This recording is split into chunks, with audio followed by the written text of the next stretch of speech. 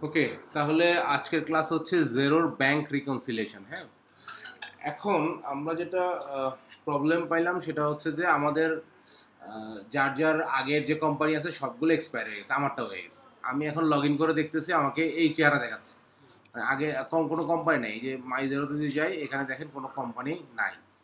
এখানে যদি যান আপনি, ও আচ্ছা একটা আছে, ওই যে আপনাদের পার্সোনালটা আছে।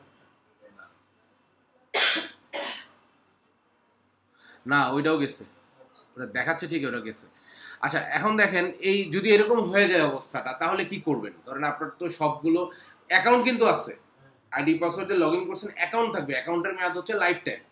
কিন্তু যে কোম্পানিটা ছিল ওইটা ছিল 1 মাস বয়স, ওইটা এক্সপায়ার হয়ে গেছে, 1 মাসের ফ্রি ট্রায়াল। হ্যাঁ, এখন আমরা কি করব? আমরা দেখেন এই যে ডান পাশে অ্যাড এ নিউ অর্গানাইজেশন, এখান থেকে আমরা ক্লিক করে যেতে পারি, অথবা এই যে এখানে ড্রপ ডাউনে গেলে অ্যাড এ নিউ অর্গানাইজেশন, এখানেও আসতে পারি। হ্যাঁ, যদি ধরেন আমরা এখান থেকে ক্লিক করি, তাহলে আমাদেরকে নতুন কোম্পানি অ্যাড করার সেট আপে নিয়ে যাবে আবার। দেখেন, এখন যদি আমরা একটু আমাদের আগের ইনফরমেশনগুলো দেখি, zero।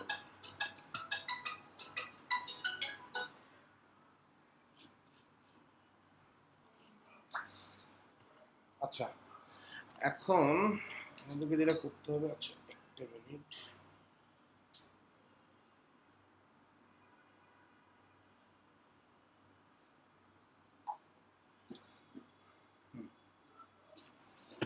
ওকে, আমরা যেটা করবো, আমরা কোম্পানির ইনফরমেশনটা একটু ওপেন করবো, কারণ নতুন কোম্পানি খুলতে গেলে কোম্পানির ইনফরমেশন লাগবে। আর আমাদের কাছে যদি এটাই আছে, জন্য আমরা এটাই খুলবো। আর আপনার কাছে যার যার ক্লায়েন্টের কোম্পানি সেটা সেটা খুলবেন। হ্যাঁ, মানে ক্লায়েন্টের কোম্পানি তো অবশ্যই 1 মাস পর খুলতে হবে, না তো পারচেস করবে। আচ্ছা,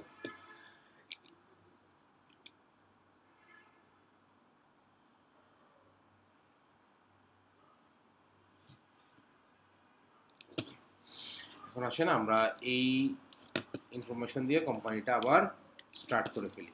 আমি এইটা নিজেও করে ফেলতে পারতাম, বাট এটা আমি দেখাচ্ছি কেন, যাতে একটা প্র্যাকটিস থেকে যায়। আচ্ছা, কোম্পানির নেম হচ্ছে,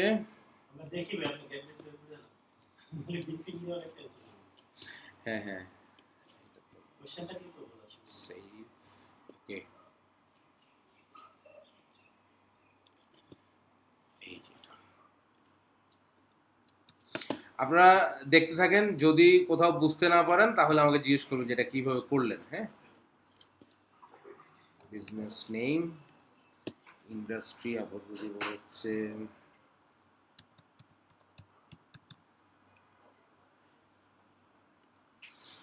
এটা আপাতত দিয়ে রাখলাম, এটা পরে চেঞ্জ করা যায়, এটা আপনারা জানেন। 31 ডিসেম্বর, বছরের শেষ দিন হচ্ছে আমাদের ওয়ার্কিং ডে। ইউজ করতাম আদার স্টার্ট ট্রায়াল।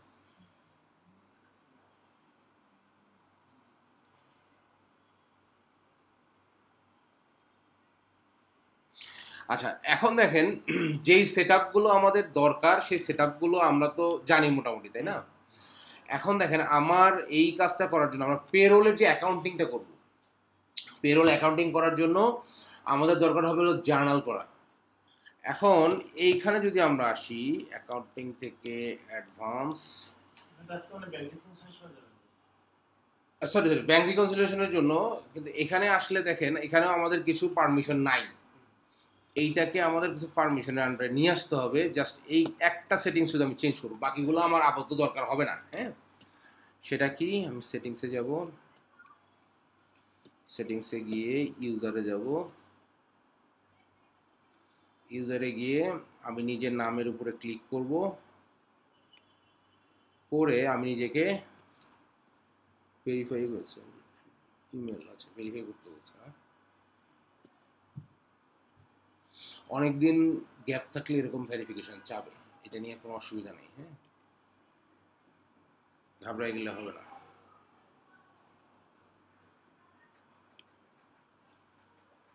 কি ইমেলে কিছু আসছে কি?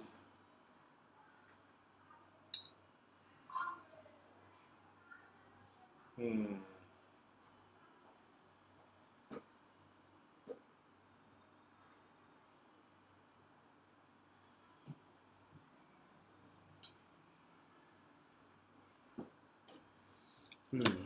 অ্যাক্সেস দিছি, তারপর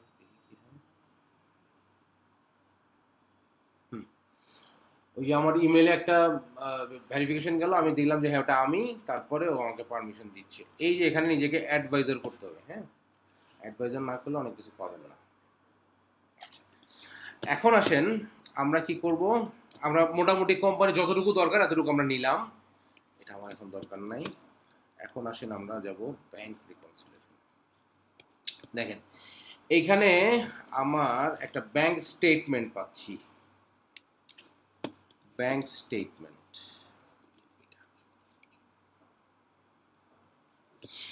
এই ব্যাংকটার নাম হচ্ছে মেট্রো ব্যাংক। হ্যাঁ, মেট্রো ব্যাংক মূলত ইউকের একটা ব্যাংক, ইউকের ব্যাংক।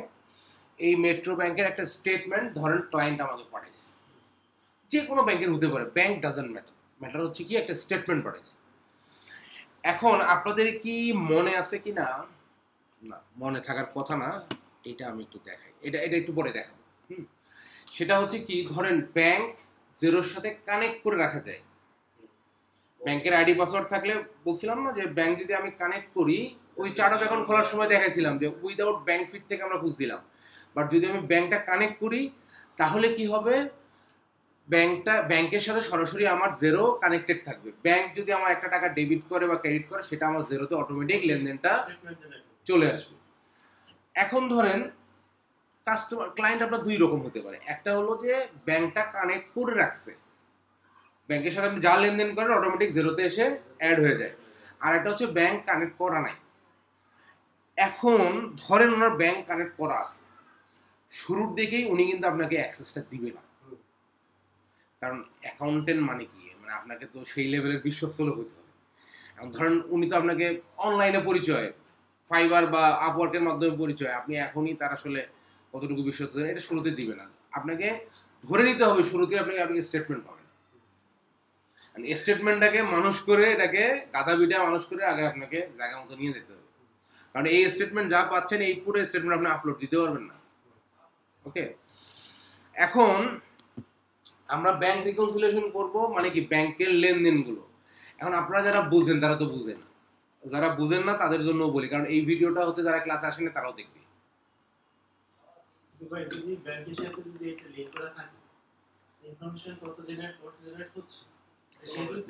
লেনদেনগুলো আসবে, ওই লেনদেনগুলোকে আপনাকে আবার ক্যাটাগরি করতে হবে।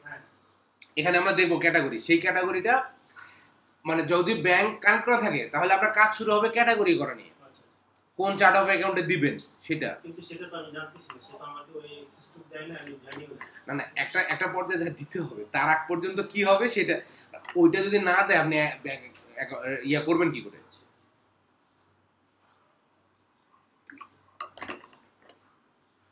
অনেক ক্লায়েন্ট করে কি, শুরুতে আপনাকে বলবে যে তুমি এই যে ব্যাংক স্টেটমেন্টটা দিলাম, এইটা আমাকে আগে সাইজ করে দাও, আমি আপলোড করবো।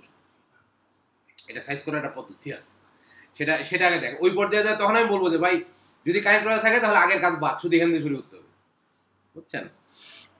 এখন আসেন সিচুয়েশন কয়েক রকম হতে পারে, সিচুয়েশনগুলো আমরা একটু বুঝি আর কি। ধরেন আপনার একটা, আমি যেমন জেরো অ্যাকাউন্ট মাত্র খুলছি, আমার এটাতে না আছে কোনো চার্ট অফ অ্যাকাউন্ট, না ব্যাংক অ্যাড করা আছে, কিচ্ছু নাই।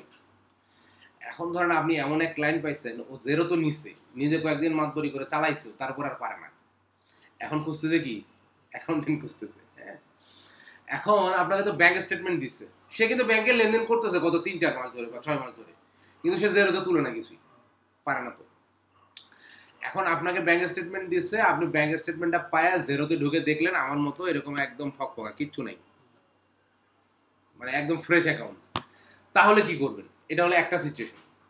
দ্বিতীয় সিচুয়েশন হচ্ছে তার জেরোতে অ্যাকাউন্ট আছে, ব্যাংকও অ্যাড করছে, সে যেভাবে করছে, করার পরে এখন আপনি দেখতেছেন আপনি যে মাসের বা যে সময় টাইম পিরিয়ডের জন্য আপনি ব্যাংক স্টেটমেন্ট হাতে পাইছেন, যতটুকু আপনি রিকনসাইল করবেন, তার সাথে যে অ্যাকাউন্টটা আছে তার কোনো মিল নেই, উনি ওনার মতো একটা লেনদেন করে রাখছে।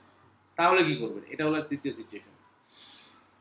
এখন আপনারা তো সিনিয়র মানুষ, আপনারা বুঝেন, যারা মোটামুটি আছে তাদের জন্য একটু বলতে হবে আমাকে। এখন ব্যাংক রিকনসিলিয়েশনটা মূলত কি জিনিস? ব্যাংক রিকনসিলিয়েশনটা হচ্ছে ধরুন আমি যদি একটা বাসার এক্সাম্পল দিই, ধরুন আমার ফ্যামিলিতে আমার একটা খাতা আছে। এই খাতাতে কি করি, আমার মাসে যে এক্সপেন্স হয় এই এক্সপেন্সটা আমি এখানে লিখে রাখি। ওকে, এখন এক্সপেন্সটা এই বইটার নাম দিলাম আমি এক্সপেন্স বুক, আমার ফ্যামিলির এক্সপেন্স বুক, খরচের খাতা। এখন ধরেন আমি একটা খরচের খাতার উপর একটা সূচিপত্র করলাম। খাতাটা কি টোটাল এক্সপেন্স, খরচের খাতা। প্রথমে লিখলাম যে আমার গ্রোসারির খরচ, পেজ 1 থেকে 7। লিখলাম হাউস রেন্ট, পেজ 8 থেকে 10। এরকমভাবে আমরা একটা লিস্ট করতে পারি। তার মানে মূল জিনিস হচ্ছে আমার এই যে গ্রোসারি, সরি এই যে আমার যে এক্সপেন্স বুক, এটা হলো মূল জিনিস। এর মধ্যে ওই যে খরচের বিভিন্ন ধরন অনুযায়ী কিন্তু আমি ক্যাটাগরি করছি, যে এটা আমার হচ্ছে হাউস রেন্ট, এটা আমার মুদি বাজার, এটা আমার স্কুলের বাচ্চাদের স্কুল, এটা আমার যাতায়াত, এইভাবে খরচ হিসাবটা করছি। এখন এইরকম কাজই কিন্তু করি হলো আমরা আমাদের অফিসে। ওইটা একটু ইনফর্মাল ওয়েতে, আমরা অফিসে করি একটু ফর্মাল ওয়েতে। এই যে খাতাটার নাম হচ্ছে লেজার, তাই না? লেজার। ধরো আমরা রেজিস্টার ধরি, যারা অনেকেই নন অ্যাকাউন্টেন্ট থেকে আসছেন তাদের জন্য বলতেছি। এটা ধরো একটা রেজিস্টার বা একটা খাতা আমি মেনটেন করছি। এখন এই খাতায় যে আমি মেনটেন করছি, খরচগুলো লিখছি, আমি একটা এক্সাম্পল দিচ্ছি আর কি। এখানে ধরেন এই খরচগুলোর মধ্যে লিখতে লিখতে আমার ব্যাংকের কিছু কার্যক্রম চলে আসতেছে। কিরকম? ধরেন আমি বাচ্চাদের স্কুলের বেতন জমা দিছি কোথায়, না স্কুলের ব্যাংকে দিছি, আমার ব্যাংক থেকে ট্রান্সফার করছি। খরচ করে আমি 100 টাকা খরচ করি, স্কুলের বেতন 100 টাকা লিখলাম আমার খরচের খাতায়, কিন্তু সেটা গেছে কোথা থেকে? আমার ব্যাংক থেকে গেছে। তার মানে এই যে ব্যাংকটা কি হলো, আমার এই খরচের সাথে রিলেটেড হয়ে গেল না? এখন আমি যখন আমার খরচের খাতায় লিখলাম 100 টাকা খরচ, পাশে লিখলাম অমুক city bank, standard chartered bank, মানে এই ব্যাংক থেকে আমার গেছে। ব্যাংক যখন ওই টাকাটা স্কুলের অ্যাকাউন্টে পাঠাইছে, তখন ব্যাংক একটা এন্ট্রি করছে না, যে অমুক সাহেব স্কুলের বেতন বাবদ অমুক অ্যাকাউন্টে 100 টাকা পাঠাই দিচ্ছে। তাহলে অমুক ওনার অ্যাকাউন্ট থেকে 100 টাকা কমে গেছে, আর ওই ব্যাংকের অ্যাকাউন্টে 100 টাকা বেড়ে গেছে। তার মানে ওখানে একটা লেনদেন হলো। লেনদেনটা কিসের? আমার এই যে খরচের খাতা আছে, খরচের খাতার সাথে রিলেটেড করে লেনদেনটা হলো, তাই তো? এখন আমাদের কাজ কি? আমাদের কাজ হচ্ছে ধরেন আমার সিটি ব্যাংকে বা আমার স্ট্যান্ডার্ড ব্যাংকে যে অ্যাকাউন্টটা আছে, সেই অ্যাকাউন্ট থেকে আমি যে যে জায়গায় খরচ করি, আমরা তো এখন বিকাশে টাকা নিই, বিকাশে একটা লেনদেন হয়। তারপর আমরা অনেক সময় বিল পেমেন্ট করি কার্ড থেকে, ট্রেনের টিকিট কাটি, বাসের টিকিট কাটি, অনেক কিছু করি। এই যে প্রতিটা জায়গায় যে টাকাগুলো যাচ্ছে, ব্যাংকে একটা লেনদেন হচ্ছে না আপনার? হয় টাকা ঢুকতেছে, না হলে টাকা বেরোচ্ছে। এখন এই যে টাকা ঢুকতেছে এবং বেরোচ্ছে, এইরকম একটা স্টেটমেন্ট ব্যাংক মাস শেষে আপনার কাছে আপনার অ্যাকাউন্টে পাঠায়। আগে তো চিঠি আসতো, এখন কিন্তু ওই যে ইমেলে আসে। পাঠায় কি? এই যে ধরেন লেনদেনগুলোই নিচে আছে, এখানে অনেক কিছু থাকে, তারপর লেনদেন থাকে, যে আপনি স্কুলের বেতন বাবদ এত টাকা তুলছেন, আপনার হ্যাঁ ধরেন বিকাশ একটা ক্যাশব্যাক বাবদ আপনার অ্যাকাউন্টে জমা হয়েছে 200 টাকা, এরকম তো। মানে কি প্লাস মাইনাস আসে যায়, এই তো। এখন এই যে ব্যাংকের যে স্টেটমেন্টটা পেলেন, এইটার সাথে আপনার যতগুলা খাতা আছে, আমি তো এক্সপেন্স একটা বললাম, আপনার যতগুলা খাতা আছে সেই খাতার কোন কোন হিসাবের সাথে আপনার এখানে মিলে, এইটাকে সমন্বয়, ব্যাংক রিকনসিলিয়েশন মানে ব্যাংক সমন্বয় করা, তাই তো? এইটাকে সমন্বয় করাটাই হচ্ছে ব্যাংক রিকনসিলিয়েশন। কনসেপ্ট ক্লিয়ার যারা বুঝেন নেই, মানে যদি এরকম কেউ থাকেন। এখন তাহলে আমার হাতে একটা খাতা আছে আমার নিজের, আমি যেটা হিসাব করি, ব্যাংকে পাঠাইলাম এত টাকা, ব্যাংক থেকে তুললাম এত টাকা, ব্যাংক ঠিক ওই পরিমাণ হিসাব করে অমুক ব্যাংক থেকে তুললো এত টাকা, জমা হইলো এত টাকা, তাই না? এখন সেই স্টেটমেন্টটা যখন আমার কাছে আসছে, আমি এখন আমার যে খাতা, আমার খাতা কোথায়? আমার খাতা আছে হলো জেরোতে, তাই না? জেরোতে আমার প্রত্যেকটা চার্ট অফ অ্যাকাউন্ট খুলছি, প্রতিটা চার্ট অফ অ্যাকাউন্ট হচ্ছে একটা করে আমার লেজার, আমার একটা খাতা। সেইটার সাথে আমার এটার মিল আছে কিনা, যদি সমস্ত কিছু মিলে যায় তাহলে ব্যাংক রিকনসাইল হয়ে যাবে, সমন্বয় হয়ে যাবে। যদি না হয় তাহলে ওই সমন্বয় করাটাই আমার কাজ। ওকে, এখন সমন্বয় হবে না কখন? ধরেন মাসের 31 তারিখ বিকাল 4টায় ব্যাংকে জমা দিচ্ছেন, ওইটা যা ব্যাংকের খাতা জমা হয়েছে 1 তারিখ সকাল 11টায়। এখন আর নাই বলা চলে, এখন আর নাই বলা চলে। তারপর এরকম হতে পারে, ধরেন কি আপনি আপনার একটা স্টাফকে দিয়ে পাঠাইছেন আজকে, আপনি আপনার খাতায় আজকে তুলে ফেলছেন, ও ভুল করে আজকে জমা দেয়নি, ও কালকে সকালবেলা অফিসে আসার সময় জমা দিয়ে আসছে, তাহলে ওইটা কি আপনি আজকে ব্যাংকের হিসেবে পাবেন? পাবেন কখন? কালকে। ব্যাংক যখন পাইছে সে তো তখন লিখবে। এখন যদি ধরেন এটা মাসের শেষ আর শুরুতে হয়, মানে 31 তারিখ বিকাল আর 1 তারিখ সকাল হয়, তাহলে ওই লেনদেনটা কিন্তু আপনার 31 তারিখ পর্যন্ত আসবে না। আসবে কবে? পরের মাসের 1 তারিখের ইয়েতে আসবে। এখন এই ধরনের বিষয়গুলো যদি থাকে তাহলে আমরা এটাকে সমন্বয় করব, বা কম বেশি থাকলে সেগুলো সমন্বয় করব। আমি লিখতে ভুল করতে পারি না। আমি ধরেন 100 টাকার একটা লেনদেন আমি ভুলে 1000 টাকা লিখে এন্ট্রি দিয়ে দিচ্ছি। যখন ব্যাংক স্টেটমেন্ট আসছে আমি দেখি কি যে আমার তো এটা 100 টাকার লেনদেন হবে 1000 টাকা, তাহলে আমাকে ঠিক করতে হবে। এই কাজগুলোই, এই কাজটা করার সময় আমরা সব সময় ব্যাংক স্টেটমেন্টটাকে স্ট্যান্ডার্ড ধরব। আপনি আমি 100 টাকা 1000 টাকা ভুল করে লিখতে পারি, ব্যাংক নর্মালি এই ভুল কোনোদিন করার না। আমাদের যদি 100-তে 1টা রেশিও হয় 1%, ব্যাংকের হবে এটা 1 লাখে 1টা। এই ভুল ব্যাংক নর্মালি করবে না, কারণ এটা তো টাকার ব্যাপার, ভুল করা আমার পকেট থেকে দিতে হবে। ওকে, যার কারণে আমরা স্ট্যান্ডার্ড ধরবো হচ্ছে ব্যাংক স্টেটমেন্ট। তার মানে আমরা একটা স্টেটমেন্ট পাইছি, আমাদের ক্লায়েন্ট আমাকে একটা স্টেটমেন্ট পাঠাইছে, মানে এতক্ষণ যা বলে এগুলো হলো ব্যাকগ্রাউন্ডের কথা আর কি, বুঝছেন তো? এখন হচ্ছে ব্যাংক স্টেটমেন্ট আমাকে পাঠাইছে, পাঠানোর পর সিচুয়েশন একটা বললাম কি, একদম উনি কিছুই করে নাই। দেখলেন যে আপনি জেরোতে ঢুকে দেখতেছেন যে ওনার অ্যাকাউন্ট একেবারে ফ্রেশ, এমনকি ব্যাংকটাও অ্যাড করেনি।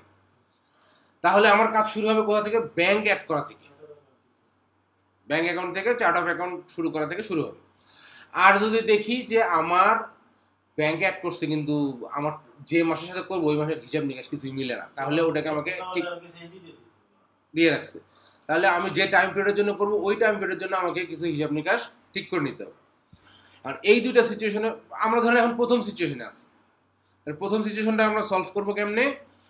আমরা দেখলাম যে আমি যে ব্যাংক স্টেটমেন্টটা পাইছি, এই ব্যাংক স্টেটমেন্ট ওয়াইজ, এই ব্যাংক স্টেটমেন্টটা হচ্ছে মেট্রো ব্যাংকের, মেট্রো ব্যাংকের ব্যাংক স্টেটমেন্ট। এবং এই যে দেখেন 1 ফেব্রুয়ারি 2020-এ আমার ওপেনিং ব্যালেন্স আছে 399.47। তার মানে আমি যদি এই স্টেটমেন্টটাকে রিকনসাইল করতে চাই, তাহলে এই ব্যাংকের 1 ফেব্রুয়ারি 2020-এর ওপেনিং ব্যালেন্স শুরু করতে হবে 399.47 দিয়ে। বুঝতে পারছেন? তাহলে এইভাবে আমরা শুরু করব। এখন এটা কিভাবে করব? প্রথমে আমাদের প্রথম সিচুয়েশন কি, চার্ট অফ অ্যাকাউন্ট উনি অ্যাড করে নেয়, ব্যাংক এখানে অ্যাডই করে। তাহলে প্রথম আমাদের কাজ হচ্ছে একটা চার্ট অফ অ্যাকাউন্ট অ্যাড করা। তাহলে আমরা যাব কোথায়? আমরা যাব অ্যাকাউন্টিং থেকে চার্ট অফ অ্যাকাউন্টে, এই অ্যাডভান্সে গেলেও পাবো, এখান থেকেও পাবো। হ্যাঁ, দেখেন কুইক বুকে কি আছে, কুইক বুকে চার্ট অফ অ্যাকাউন্ট অ্যাড করলেই হয়ে যায়। জেরোতে এরা দুই সিস্টেম করছে, এটা মনে দেখেছিলাম আমি, একটা হলো অ্যাড অ্যাকাউন্ট আর একটা হচ্ছে অ্যাড ব্যাংক অ্যাকাউন্ট। যেগুলো অ্যাকাউন্ট দিয়ে আমরা লেনদেন করব, বিকাশ হোক, রকেট হোক, পেপাল হোক, ব্যাংক হোক, ক্রেডিট কার্ড হোক, যেগুলো দিয়ে আমরা লেনদেন করব সেগুলো সব আমরা দিব কোথায়? ব্যাংক অ্যাকাউন্টে, অ্যাড ব্যাংক অ্যাকাউন্ট। তো আমরা একটা, যেহেতু আমার একটা ব্যাংক রিকনসিলিয়েশন আমাকে ব্যাংক অ্যাকাউন্টে দিতে হবে, ব্যাংক অ্যাকাউন্ট দিলাম। এই যে দেখেন, যদি এটা অ্যাড করার সময়টা দেখানো যায় তো দেখাচ্ছি। যদি ধরেন আমার ব্যাংকটা কানেক্ট করা থাকে তাহলে কি হবে? কানেক্ট কিভাবে করে দেখাই আপনাকে। ধরেন এটা এইচএসবিসি ব্যাংক ধরে নিচ্ছি আমি। হ্যাঁ, ফিল্টার আমার এখানে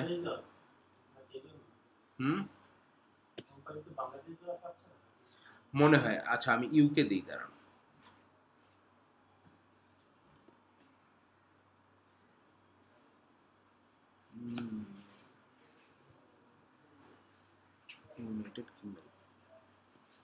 দেখেন এইচএসবিসি ইউকে আসছে, এটা বাংলাদেশ দেওয়াতে পাচ্ছিল না, বাংলাদেশে তো এদের কোনো কার্যক্রম, কিন্তু আপনার ক্লায়েন্ট তো আর বাংলাদেশি না, যার কারণে তারটাই পাবেন। দেখেন আমি যখন এইচএসবিসি লিখছি, এইচএসবিসি ইউকে একটা চলে আসছে। হ্যাঁ, এখানে এইচএসবিসি কয়েকটা আসছে।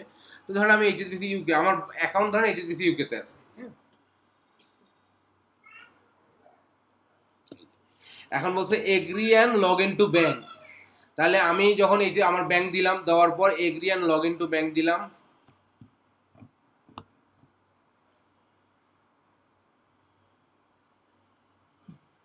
দেখেন এটা এখন ব্যাংকের সাথে কানেক্ট হচ্ছে। এই যে দেখেন এখানে বলছে ইউজার নেম। এখন আমার কি লাগবে? এইচএসবিসি ইউকেতে যদি আমার একটা অ্যাকাউন্ট থাকে তাহলে আমার ওইটার ইউজার নেম এবং পাসওয়ার্ড দিয়ে আমি যখন ইন্টিগ্রেট করব, তাহলে কি হবে, আমার এই যে লেনদেনগুলো ব্যাংক যেটা আমি যদি স্টেটমেন্ট এখন আপলোড করবো, এই আপলোড করতে আর হবে না, তখন ব্যাংকের লেনদেনটা অটোমেটিক আমার জিরোতে শো করবে। হ্যাঁ, জাস্ট এটা যেহেতু আমার নাই আমি আর পরবর্তী দেখাতে পারতেছি, ইউজার নেম তো একটা দিলে হবে না এখানে, বুঝছেন? তার মানে ব্যাংকটা অ্যাড করে রাখা যায় কিভাবে, এইটুকু বুঝতে পারলেন তো? আচ্ছা, এখন যেহেতু আমাদের ব্যাংক নাই, আমরা কি করব, অ্যাড ব্যাংক অ্যাকাউন্ট দিয়ে আমরা যাব এই যে ডান পাশে অ্যাড উইদাউট ব্যাংক ফিড,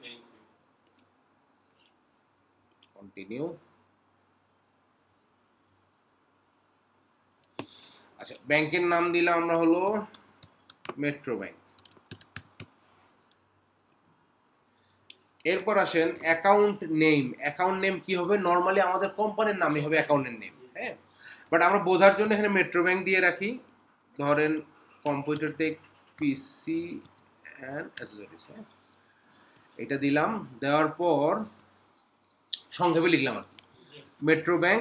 এখন একটা জিনিস আমরা এখানে ব্যাংকের সাথে অ্যাড করবো, যেহেতু এটা আমাদের লেজার আমরা ক্রিয়েট করতেছি, হ্যাঁ, সেটা কি অ্যাড করব, সেটা অ্যাড করব হচ্ছে অ্যাকাউন্ট নাম্বার। অ্যাকাউন্ট নাম্বারটা তো এখানে আছে, উপরের দিকে আছে, হয়ে গেল।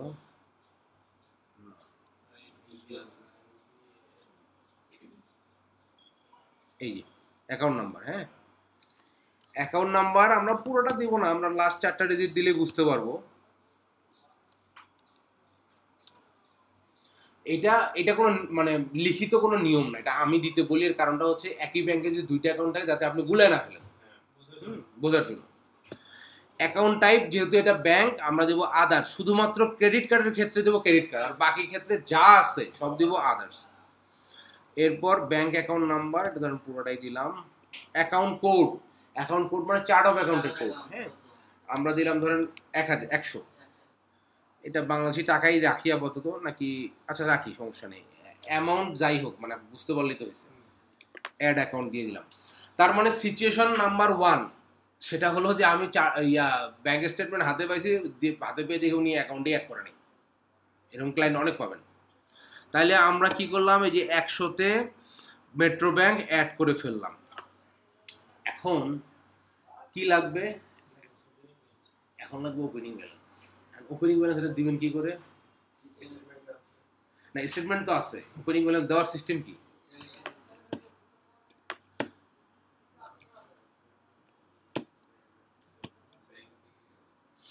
ইয়ার ক্ষেত্রে আমরা কুইক বুকে যেটা করতে পারি, কুইক বুকে করতে পারি হচ্ছে জার্নাল করে ডেট ঠিক রেখে ব্যাংককে আমরা ডেবিট করে দিব, আর ওপেনিং ব্যালেন্স ইকুইটি আমরা ক্রেডিট করে দিয়ে দিতে পারি। এখানে যেটা, হ্যাঁ, কিন্তু এই জেরোতে জার্নাল করা যায় না। জার্নাল করে ওপেনিং ব্যালেন্স দেওয়া, জার্নাল করা যায় মানে জার্নাল করে ওপেনিং ব্যালেন্স দেওয়া যায় না। এখানে যেটা করতে হবে আপনাকে, এই যে প্লাস নিউ আইকন, এই যে প্লাস নিউ, এখান থেকে আসতে হবে রিসিভ মানিতে। রিসিভ মানিতে আসলে এখানে তো একটা ব্যাংক আমাদের, যার কারণে একটা দেখাচ্ছে, যদি 10টা থাকে 10টা দেখাবে। আমি যে ব্যাংকে করব সেই ব্যাংকটা এখানে সিলেক্ট করে আমরা যাব নেক্সটে। আচ্ছা, এখন এখানে দেখেন প্রথমে বলছে ফ্রম, কার কাছ থেকে টাকা আসছে। এখানে আমরা একটা লিখব, না ওপেনিং ব্যালেন্স লিখব। ওপেনিং ব্যালেন্স লিখে যে নিউ কন্টাক্টে এখানে নিচেরটাতে ক্লিক করলে এটা নিউ কন্টাক্ট হিসেবে অ্যাড হয়ে যাবে। ওকে, এখন এখানে ধরেন কোনো সিস্টেমে 100% পারফেক্ট না, ও যা আছে ওর মতো করে আমাকে এখানে অ্যাড করতে হবে। এখন অনেকে প্রশ্ন করে যে না এটা এরকম হইলো কেন, এখন এর অ্যান্সার আমার কাছে নেই, কারণ আমি এটা বানাইনি, বুঝছেন? ওকে, এখন আসেন এই যে ডেট কোন ডেটে এটা থাকতে হবে, 1 ফেব্রুয়ারি 2020-এ থাকতে হবে। কত ওপেনিং ব্যালেন্স, এখানে দেখেন একটা সামারি দেওয়া আছে 399.47। ওকে, তাহলে আসেন ডেট দিব হচ্ছে 2020, এই যে 2020-এর ফেব্রুয়ারি মাসের 1 তারিখ, না এটা ওকে দিয়ে ফেব্রুয়ারির 1 তারিখ। তাহলে দেখেন 1 ফেব্রুয়ারি 2020 আসছে। হ্যাঁ, এখন রেফারেন্স কি, রেফারেন্সটা আপাতত যেহেতু অনেক আগে জানা নেই, আমরা একটা রেফারেন্স ধরেন কোনো একটা কাগজ দেখে খুঁজে বের করে রেফারেন্স নাম্বার একটা দিছি। ওকে, এখন আসেন এখানে বলছে আইটেম, আমরা কি কোনো আইটেমের এগেনস্ট এটা পাইছি? পাইনি। যার কারণে আমরা এখানে লিখবো ডেসক্রিপশন, ডেসক্রিপশনে লিখবো আমরা ওপেনিং ব্যালেন্স। যদি কোনো আইটেম বিক্রি করে পেতাম তাহলে ওই যে আইটেমটা ওইটার সিলেক্ট করে দিলে ওরা রেট চলে আসতো, ওই আইটেমে পেতাম। ওকে, এইখানে দেখেন কোয়ান্টিটি দিতে হবে 1 আর ইউনিট প্রাইসে দিতে হবে, এই যে এই অ্যামাউন্টে লিখলে কিন্তু আসবে না, হ্যাঁ, এই যে ইউনিট প্রাইসে লিখতে হবে 399.47, এটা ছিল না? হ্যাঁ, 399.47। আর এই যে অ্যাকাউন্ট, এইবার এই অ্যাকাউন্টটা সিলেক্ট করতে হবে। এই অ্যাকাউন্টটা আমরা সিলেক্ট করব কি, দুইভাবে হতে পারে। এক্স্যাক্ট যেটা হয়েছে আমরা সেটাই দিব। একটা হলো আপনার সেলস থেকে আসতে পারে, ওপেনিং ব্যালেন্সও সেলস থেকে আসতে পারে। টাকা ঢুকতেছে তো আপনার যে কোনো জায়গার থেকে আসতে পারে। আমি বলছি এটা হয়েছে, এটা এমন না, হইতেও পারে। এখন যদি এটা এক্স্যাক্ট করতে চান তাহলে কি করবেন বলেন তো? ইকুইটিতে দুইটাই আছে, একটা রিটার্ন আর্নিং আর হচ্ছে ওনার্স শেয়ার ক্যাপিটাল। তো ধরেন ওনার শেয়ার ক্যাপিটাল, ওনার টাকাটা দিচ্ছে আর কি, টাকা দিয়ে এটা ওপেন করছে, যেহেতু আমার আগেরটা জানা নাই। এটা একটু বুঝাচ্ছেন ভাই, যদি কেউ নতুন কোম্পানি সেটআপ করে এর ক্ষেত্রে শেয়ার তাহলে ইকুইটি হতে পারে, কিন্তু ধরেন সে এতদিন ম্যানুয়ালি করে আসছে, এখন সে সিস্টেমে ঢুকতেছে। কথা তো এটাই, আমি তো এই জন্য শুরুতে বলছি সিচুয়েশন নাম্বার 1। সিচুয়েশন নাম্বার 1 কি? তার কিছুই নাই আপনার কাছে। কিন্তু আপনার এখানে সিস্টেমে ইকুইটি আর আছে হলো আপনার সেখানে যদি না না না, যদি ধরেন যে আপনি হচ্ছে ট্রায়াল ব্যালেন্স থেকে পাচ্ছেন, কথার কথা উনি এতদিন এক্সেলে করছে, ট্রায়াল ব্যালেন্সে দেখতেছেন যে আপনার ব্যাংকের ব্যালেন্স এত, ঠিক আছে, হ্যাঁ, সেটা তো আপনি ওপেনিং আনতে হবে। এখন ধরেন যে এই যে বললাম যে এখন যেহেতু ওই টাকাটা কে দেয় নাই, মালিক দেয় নাই, তখন আপনি সেলস থেকে দেখান। সেলস দেখালে এটা প্রফিট না সিম্পল হবে না তো না, সেলস দেখালে না না, ওইটা আপনার ট্রায়াল ব্যালেন্স যখন সবই তুলবেন তখন তো প্রফিট এন্ড লস অটোমেটিক যাবেই। প্রফিট এন্ড লসে গেলে ইনকাম হিট করবে না, সেটা কোন দিক থেকে দেবে? ব্যাংকের ব্যালেন্স দিয়ে তো আর প্রফিট এন্ড লস আপনার যাবে না। আপনার যে 399 টাকা ব্যাংকে ব্যালেন্স আছে, এটা আপনার অন্য কোনো জায়গার থেকেই তো ব্যাংকে আসছে, গত বছরের এটা কোনো যোগ বিয়োগ কোনো জায়গার থেকে করে তো ব্যাংকে আসছে, সেখান থেকে যাবে, ব্যাংক থেকে আপনার প্রফিট এন্ড লসে যাবে না। এখানে যদি মানে ব্যাংকে যদি আমি সেলস দেই তাহলে সেলস এ হিট করবে না। না না, এটা ব্যাংকে সেলস তো আপনি এখানে তো আপনি কোনো প্রোডাক্টের এগেইনস্টে কোনো কিছু দেখাচ্ছেন না, আপনি শুধু দেখাচ্ছেন কোনো একটা সেলস থেকে আসছে, কিন্তু এটা সেলসের যে প্রফিট এন্ড লস ওইটা কোথায় দিয়ে হিট করবে আপনাকে বলি। যখন আপনার এই যে মানে এই টাকাটা যখন আপনি ট্রায়াল ব্যালেন্স সব তুলতেছেন, তখন ওই ট্রায়াল ব্যালেন্স সবগুলো আপনার সেলসের আপনার ব্যালেন্স আছে না, সেই ব্যালেন্স আর এই ব্যালেন্স তখন মিলবে, ব্যাংকের ব্যালেন্স আর ওই ব্যালেন্স তখন মিলবে, তখন আপনার যা হিট করবে। এই জন্যই যেটা আগের কোনো হিসাব আপনি পাচ্ছেন না বা আগের কোনো হিসাব উনি দিতে পারতেছে না, এটা সবসময় আপনি এই যে ইকুইটি দিয়েই চলবেন, বুঝছেন? ক্ষেত্রে যদি দেখা যাচ্ছে যে বেঙ্গল তো দেখা যাচ্ছে যে আমাদের যে কাজ করে এগুলো আগের বছর আপনি করছেন, পরের বছর আমরা করতেছি, এই ক্ষেত্রে তো আর সেলস হিসাবে আসবে, তাহলে এই ক্ষেত্রে আমরা এটা কিভাবে দেখা যাচ্ছে এটা তো আসবে আপনার গত বছরের যে ক্লোজিংটা ছিল, ক্লোজিং ব্যালেন্সটা আমার এই বছর ওপেনিং হিসাবে আসতেছে, হ্যাঁ, তাহলে এই ক্ষেত্রে আমরা এটা কি করব? কথা তো ওইটাই, বছর আর মাস হিসাব না, হিসাব হচ্ছে যে আপনার যে ট্রায়াল ব্যালেন্স থেকে আসে। শুরু করতেছি একটা নতুন শুরু করলে তো শেয়ার ক্যাপিটাল হিসেবে আসবে, দাম যখন এটা ক্লোজিংটা নিব তখন তো এটা রিটেন আর্নিং এ হিট করবে না, রিটেন আর্নিং আসবে না, রিটেন আর্নিং এর একটা ব্যালেন্স থাকবে, রিটেন আর্নিং এর একটা ব্যালেন্স থাকবে। আমি আপনাকে বলি সেলস আপনি কখন দিবেন?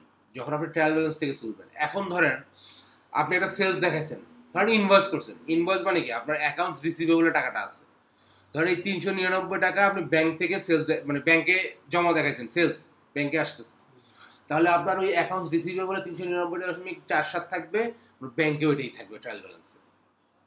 তখন কিন্তু আপনার এই ব্যাংকে আসলেও ওইখানে আপনার প্রফিট লসে হিট করলেও কোনো সমস্যা থাকতেছে না। বাট যখন আপনার এই ধরনের কোনো ট্র্যাক নাই তখন কি করবেন, বুঝছেন বিষয়টা? আচ্ছা, আপাতত আগাই, এইটা নিয়ে আরো বিস্তার আলোচনা করা যাবে। আচ্ছা, এইটা তো দিলেন, এখন আসেন এইখানে ট্যাক্স এবং ভ্যাটের ক্ষেত্রে কি হবে। ট্যাক্স ভ্যাট অন্যদিকে যাই থাকো, এখানে আমরা সবসময় জিরো ব্যবহার করি। কারণ কি? কারণ ধরেন যে আমি একটা জিনিস কিনছি বা একটা ওপেনিং ব্যালেন্স আসছে আমার, বা যে কোনো ভাবেই হোক কিনছি আমি 100 টাকা দিয়ে, সেটার উপর ভ্যাট ছিল 10 টাকা, আমি কিন্তু ব্যাংকে 100 প্লাস ভ্যাট আলাদা করে দিই না, 110 টাকায় আমি ট্রান্সফার করি, তাই না? তার মানে এখানে যে ফুল অ্যামাউন্টটা এটা ভ্যাট ট্যাক্স মিলেই আছে, আবার নতুন করে অ্যাড হবে, তাহলে তো আপনার অ্যামাউন্ট মিলবে না, তো যার কারণে আমরা ভ্যাট ট্যাক্স এখানে 0 দিব, 0 দিয়ে আমরা এখানে সেভ দিব। এখন ধরেন চার্ট অফ অ্যাকাউন্টে যদি আমি যাই,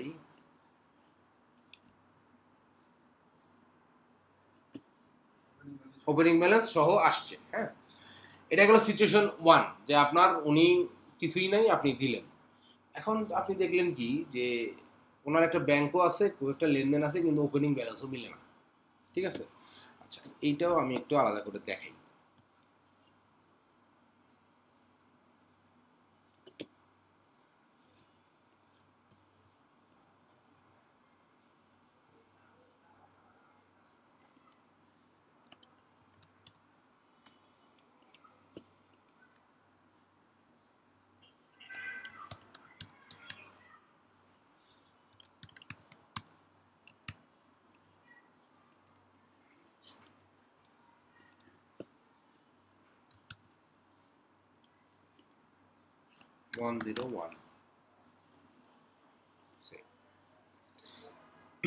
এইটা আমি দিলাম 101, যাতে আপনারা বুঝতে পারেন আর কি। হ্যাঁ, এই যে মেট্রো ব্যাংক 101, এইটাতে যদি ধরেন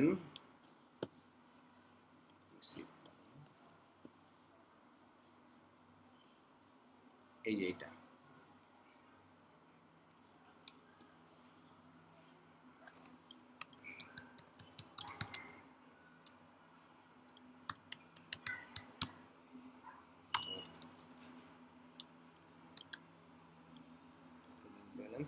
আজকে ডেটা দিচ্ছি।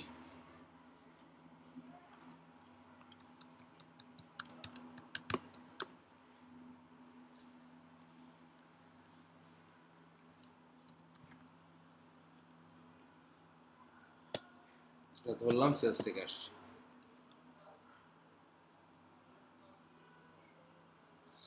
তাহলে এখন যদি আমরা এই দুইটা ব্যাংক অ্যাকাউন্ট দেখি, একটা সিচুয়েশন ছিল যে উনি ব্যাংক ট্যাঙ্ক কিছু অ্যাড করা নাই, আমরা সুন্দর মতো অ্যাড করে দিছি, একদম যা ওপেনিং ব্যালেন্স ওই ডেটে থাকার কথা, আমার কি বলে এটা অনুযায়ী, স্টেটমেন্ট অনুযায়ী। আর একটা হলো ধরেন আপনি এটা নাই, আপনি দেখলেন যে এই যে মেট্রো ব্যাংক 500 টাকা ওপেনিং ব্যালেন্স নিয়ে এখানে বসে আছে। এখন এটা আমরা করবো কি? ওপেনিং ব্যালেন্স তো আমার স্টেটমেন্ট ওয়াইজ মিলতে হবে ওই ডেট অনুযায়ী। এখন আমরা যেটা করব, এই ব্যাংকটা আসলে আমরা এই যেটার উপর ক্লিক করব। হ্যাঁ, করে আচ্ছা এডিট অ্যাকাউন্ট, না এটা না।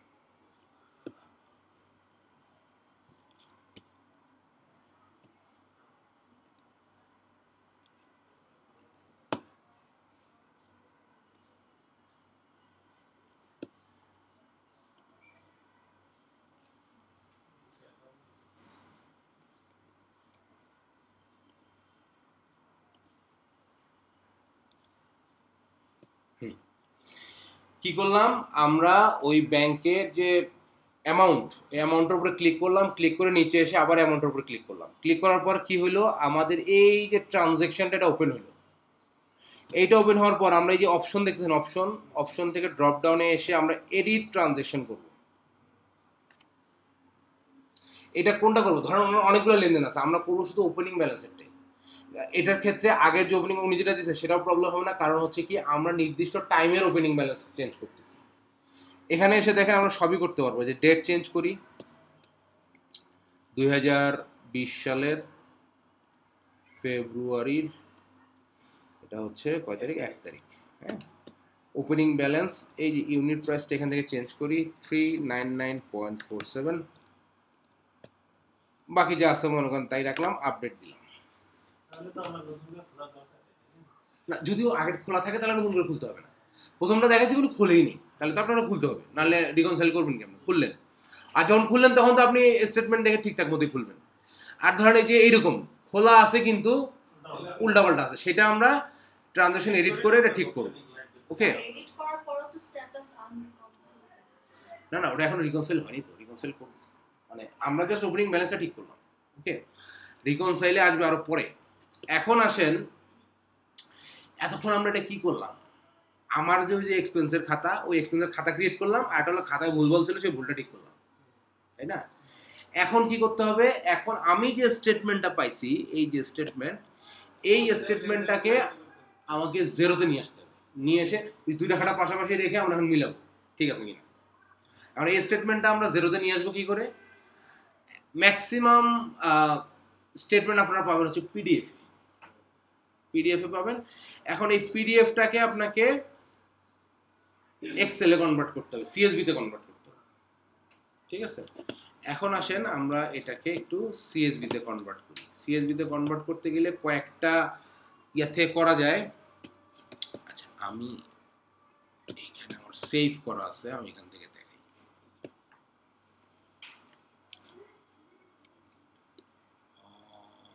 এই একটা, আচ্ছা এইটা হলো সুন্দর একটা কনভার্টার আর কি। এই কনভার্টারটা দিয়ে করলে অনেক কিছু ম্যানুয়ালি করতে হয় না, একদম সুন্দর মতো চলে আসে। কিন্তু এর প্রবলেম হলো এটা ফ্রিতে দিনে একটা করতে দেয়, একটার বেশি করতে দেয়। হ্যাঁ, না ও আমরা আপলোড করবো কিন্তু ও এক্সেলে কনভার্ট করে দিবে। আমি আপনাদেরকে ম্যানুয়ালটাও দেখাবো, কারণ এইটা একবার শিখলে কোনো কারণে ধরেন এই লিঙ্কটা কাজ করতেছে না, অথবা একটা করে ফেলছেন আর একটা কাজ, তখন তো ভেজালে করে দেবেন। ম্যানুয়ালটা দেখতে হবে। হ্যাঁ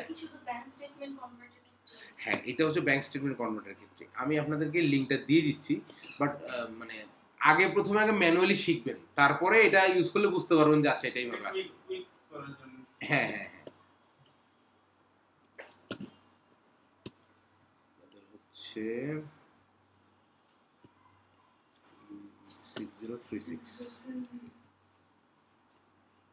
ওকে, তাহলে এইটা থাকলো। এইটার ব্যবহারটা আমরা পরে করি, আমরা আগে করে নিই হচ্ছে ম্যানুয়ালটা। এই ম্যানুয়ালটা করতে সময় লাগবে। ধরেন আমরা এখানে সার্চ দিব হচ্ছে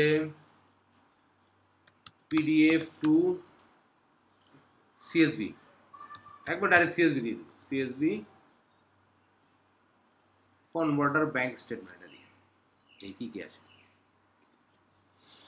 এই যে প্রথমে আসছে ওইটা যেটা আমি একটু আগে দিছি, সেকেন্ড আসছে এটা এটা এটা এটা ওপেন করি, এটা ওপেন করি। প্রথম তিনটাই ধরেন আমি ওপেন করলাম, সরি তিনটাই আমি ওপেন করলাম। এখন এগুলোতে দিয়ে দেখবো যে রেজাল্ট কেমন আছে। সবগুলো রেজাল্ট কিন্তু একরকম আসেও না, এবং রেজাল্ট কম বেশি আসে। এগুলো আবার ম্যানুয়ালি একটা একটা ঠিক করতে হবে। চুজ এ ফাইল, আচ্ছা এইটা আছে হচ্ছে আমার কোথায়,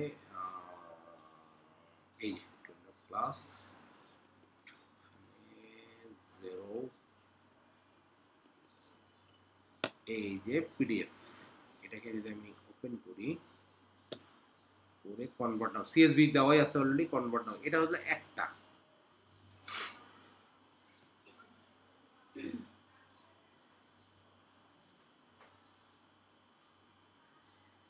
ডাউনলোড, এটা একটু দেখে রাখছে আর কেমন আসলো।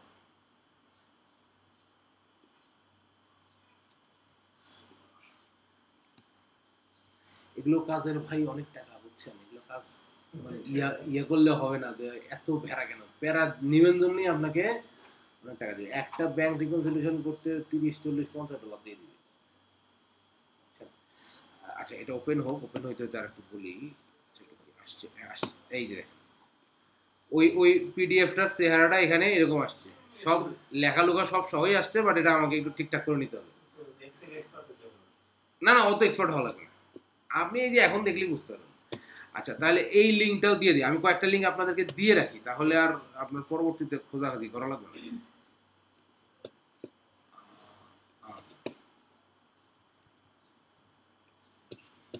এই একটা গেল। আচ্ছা এইটা আমার দুইটা ওপেন হয়েছে না।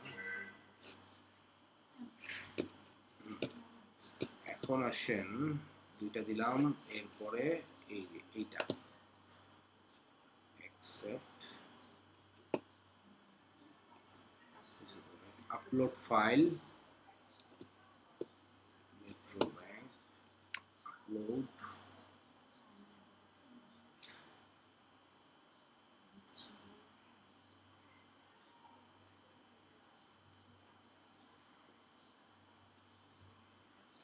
ও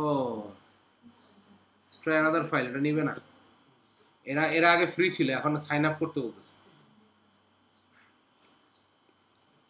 দেখি এটা কি বলে। ভাই আমরা কোথাও টাকা পয়সা সাইন আপ করবো না, আমরা ম্যানুয়ালি শিখতেছি, ও যাই দেখ আমরা তো বানাবো, অসুবিধা কি?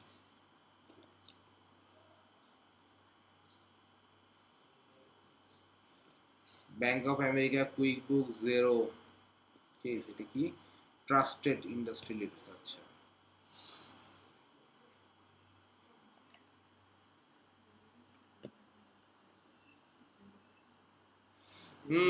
এরাও যাচ্ছে, চাইলে দেবো না। আচ্ছা আচ্ছা হোক, একটা আসছে তো আমরা ওইটাই কনভার্ট করি ভাই, আমাদের ও যাই দিবে আমরা সেটা কনভার্ট করা শিখবো, বুঝলেন নাই? তো ও যা দিছে দিছে, সমস্যা নেই। এখন আসেন আমাদের ইয়েটা গেল বই,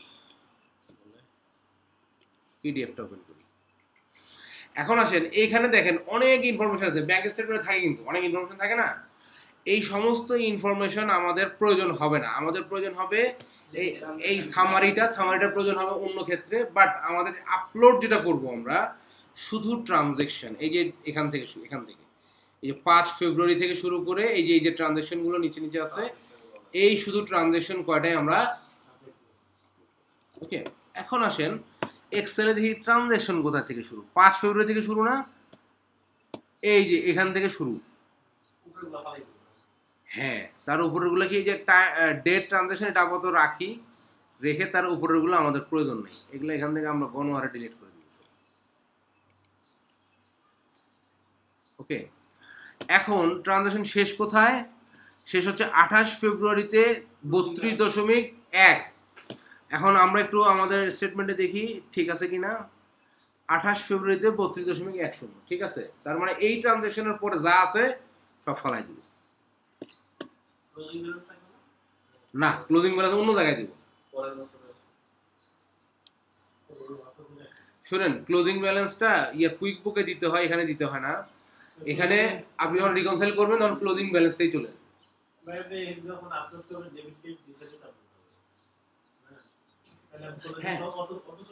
অটো চলে আসবে।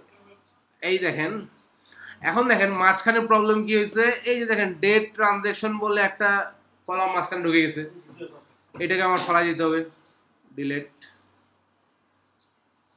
আচ্ছা দিচ্ছি, এরপরে উপরে যাই আর কিছু ভেজাল আছে কিনা, এই যে আর একটা ঢুকে গেছে এখানে, ডিলিট। এরকম ভাঙাভাঙি অনেক হবে, এগুলো একটু খেয়াল করে করে করতে হবে। হ্যাঁ আচ্ছা, এখন এখানে দেখেন একটা বলছে কি আমার ওই স্টেটমেন্ট ওয়াইজ, একটা বলছে মানি out money in. Money out মানে কি, আর মানি ইন মানে হ্যাঁ রিসিভ করছে। ব্যাংক কি করে বলেন তো? ব্যাংক উল্টা করে, কিন্তু আমাদের উল্টাটা করে। হ্যাঁ ওকে, এখন আসেন আমার কি সবগুলোই মানি আউটে ছিল? এখানে দেখেন মানি আউটে সব না, মানি ইনে কিন্তু কিছু নাই, তার মানে ও কনভার্ট করার সময় এদিকে ঢুকে গেছে। এখন আমাকে এখানে দেখতে হবে মানি ইন কয়টা আর মানি আউট কয়টা। মানি ইনে একটা আছে 800, কয় তারিখ? এই যে 6 তারিখ, ইনওয়ার্ড পেমেন্ট মিস্টার শাহ 800। আচ্ছা এইখানে দেখি এটা কই, কয় তারিখ দেখলাম? 8 তারিখ না, 6 তারিখ, সরি 6 তারিখ। এই যে 800টা তাহলে কোথায় যাবে? মানি ইনে যাবে। তার মানে এগুলো একটু খেয়াল করতে হবে, কোনটা কোন জায়গায় আছে বের করতে হবে। আর এগুলো এই কনভার্সনে অনেক ক্লায়েন্ট আছে আপনাকে বলবে যে আপনার কিছু করার দরকার নেই, আপনি শুধু আমার এটা কনভার্ট করে পাঠান। মানে ওর এত সময় নেই এত কিছু দেখে কনভার্ট করার, ও এটার জন্য আপনাকে 30 জন, বুঝছেন? এখন ধরেন আমরা অনেকেই মানে এখানে ওখানে করে করলাম, কিন্তু দেখা গেল কোনো কারণে আপনার বাসায় ইন্টারনেট নাই, কথার কথা দিতে হবে 1 ঘন্টার মধ্যে আসবে, কিন্তু মাঝখানে বসে থাকার সুযোগ নেই। ম্যানুয়াল কাজটা জানলে আর কোনো ভেজাল নেই, ম্যানুয়ালি সব করতে পারবেন। আর কনভার্টার দিয়ে করলে তো করা যাবেই, একটা $5 $10 এটা রেজিস্ট্রেশন করে নেবেন, তারপর অটোমেটিক। কিন্তু ওইটা আপনি করেন, ওটা আমি না করতেছি না, কিন্তু আগে এটা শিখেন আগে। কারণ যদি কোনো কারণে ধরেন মানে আপনার বেসিক জানা থাকে, ওগুলো না থাকলে আপনি করতে পারবেন। ওকে আচ্ছা দেখি ইনে আর কিছু আছে। এই যে 12 ফেব্রুয়ারি, এই একই লোক 900, ইনে দুইটাই আছে মনে হয় না, এটা তো হচ্ছে ক্লোজিং ব্যালেন্স, ইনে দুইটাই আছে। তাহলে 12 তারিখ 12 তারিখ, এই যে 900টা চলে যাবে। ব্যাপার একটা আছে, এই দুইটাকে আমার একই লাইনেই আনতে হবে, কিন্তু আপনাকে ভেঙে ভেঙে দেখাই। তাহলে দেখেন অ্যাজ পার আমি ইওর ট্রানজাকশন, এই কথাটা আমার দরকার নাই। আচ্ছা দেখেন এখন এখানে মোটামুটি আমি এলোমেলো জিনিস সব ফেলে দিছি, ইন আউট সব ঠিক আছে। এখন এখানে কি আছে দেখেন, এখানে কিছু জিনিস আবার ভেঙে গেছে কি, এই যে 5 তারিখের যে ট্রানজেকশন, এইটার যে ডেসক্রিপশন, এই যে ফেসবুকের এইটা, হ্যাঁ এইটা চলে আসছে এর মধ্যে, আবার এইটা চলে আসছে এর মধ্যে, বাকিগুলোতে যায় নাই, বাট এই দুইটাতে এই ঘটনাটা ঘটছে। এগুলো কিন্তু আমাদেরকে ম্যানুয়ালি জায়গা মতো নিতে হবে, ঠিক আছে। এখন ধরেন এইটাকে যদি আমি কাট করে নিয়ে, আচ্ছা এইটা আবার ভাঙাচুরা আছে, আচ্ছা কাট করে নিয়ে যদি আমি এখানে বসাই, না দেখছেন এখন দেখা যাচ্ছে, এইটা ছিল এখানে, এটাকে আমি এখানে নিয়ে আসলাম। এই যে লিঙ্কডইন দেখেন, এটাকেও আমি এখানে নিয়ে আসলাম, এক লাইনে নিয়ে আসলাম, ঠিক আছে। এখন দেখেন ডেটের মধ্যে কোনো ডেসক্রিপশন ঢুকে গেছে কিনা, ডেটের মধ্যে আর কোনো ডেসক্রিপশন ঢুকে নাই, প্রথম দুটো ঢুকছিল আমি নিয়ে আসছি। এখন এই যে এই লেখাটা আমার দরকার নেই। এখন এই যে দেখেন একটা ডেটের এগেনস্টে কয়টা ঘরে চলে আসছে, 3টা ঘরে, একটা কলামের 3টা ঘরে চলে আসছে, তাই না। এইটা আমার 3টা ঘরে থাকা যাবে না, এটা আমার এক ঘরে থাকতে হবে। এইটার জন্য আমি কি করব, এখানে একটা ইনসার্ট করে নিলাম, একটা কলাম নিয়ে আমরা কি করব, এই কলামের এগুলোর যত কাজ আছে এই কলামে করব, একটার মধ্যে হবে তো না। আপনি যেটা বলতে চাচ্ছেন, এখানে তো একটা কলাম আছেই না, আমরা ধরেন যে এই যে 3টা, হ্যাঁ এই 3টাকে আমার একটা ঘরে নিয়ে আসতে হবে। আমরা কিভাবে করতে পারি, ধরেন আমি ম্যানুয়ালি করলাম এইভাবে, এইটা করলাম, এইটা করলাম,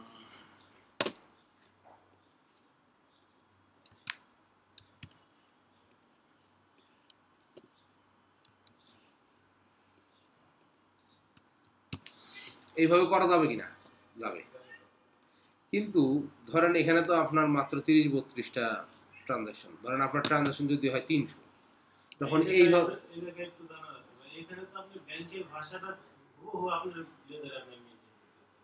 এটা ব্যাংকের আমার লেজারে না তো, এটা ব্যাংকের নামে একটা লেজার খুলতেছে।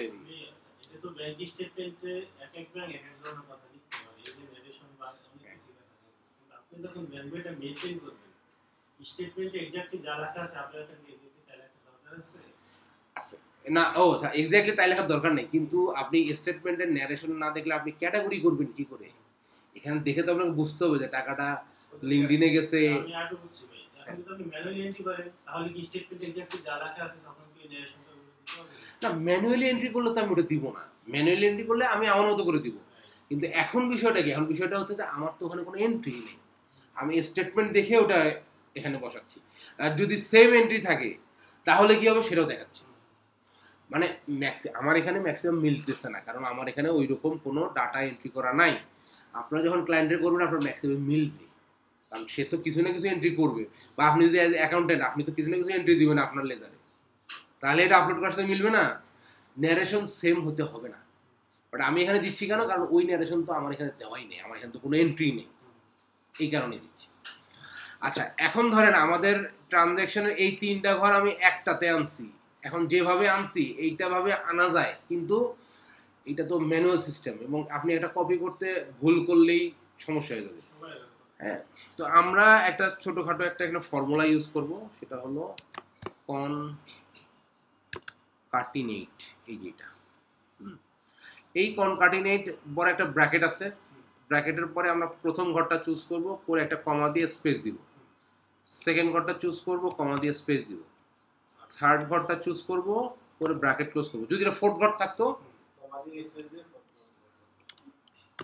হ্যাঁ কমা দিয়ে স্পেস দিয়ে, 5টা থাকলে 5টা, যে কটা থাকবে সিলেক্ট করে আমরা এন্ট্রি দিলে দেখেন, এন্টার দিলে এইটা এখানে চলে যাবে।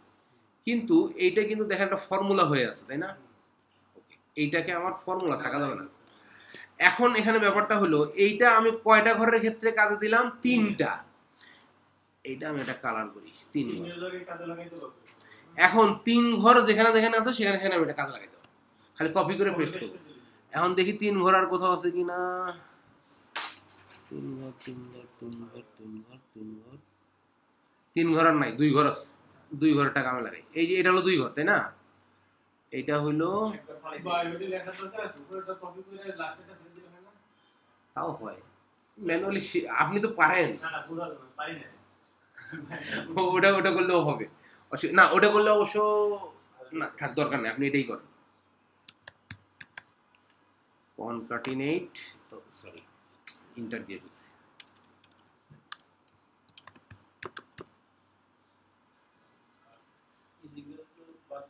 কনকাটিনেট, তাহলে আমি এখন কি করব, 2 ঘর, এই যে এইটা, তারপর হচ্ছে আমার কমা স্পেস, এইটা দিয়ে ব্র্যাকেট ক্লোজ, এন্টার।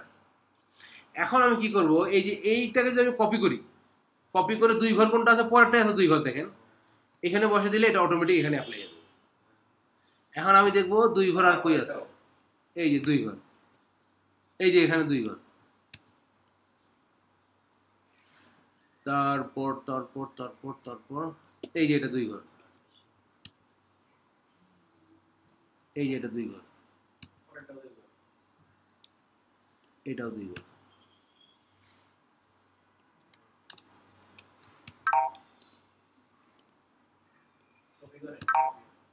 আচ্ছা, কপি, 2 ঘর, শেষ। তার মানে আমি যেটা করতাম শুরুতে, আমার এগুলো কিন্তু সহজ মনে হলেও ভেজাল আছে। আমি শুরুতে করতাম কি, এই যেমন 3 ঘর, এটাকে আমি হলুদ কালার করছি, হ্যাঁ, আমি করতাম কি, এই 2 ঘরটাকে আমি করবো ধরেন কালার কথা সবুজ কালার। তার মানে আমি যতগুলো 2 ঘর আছে সবগুলোকে আমি সবুজ কালার করে দেবো, বোঝার জন্য যে আমি 2 ঘরটাতে কপি করছি, পেস্ট করবো কোন কোন ঘরে, কোন কোন জায়গায়। এটা আমি করতাম, আপনারা শুরুর দিকে এটা করতে পারেন, কারণ কি মানে ভুল একটা হইলে তো ওটার আর মাপ নেই। এই যে এইটা ধরেন আমি এরকম কালার করে রাখতাম,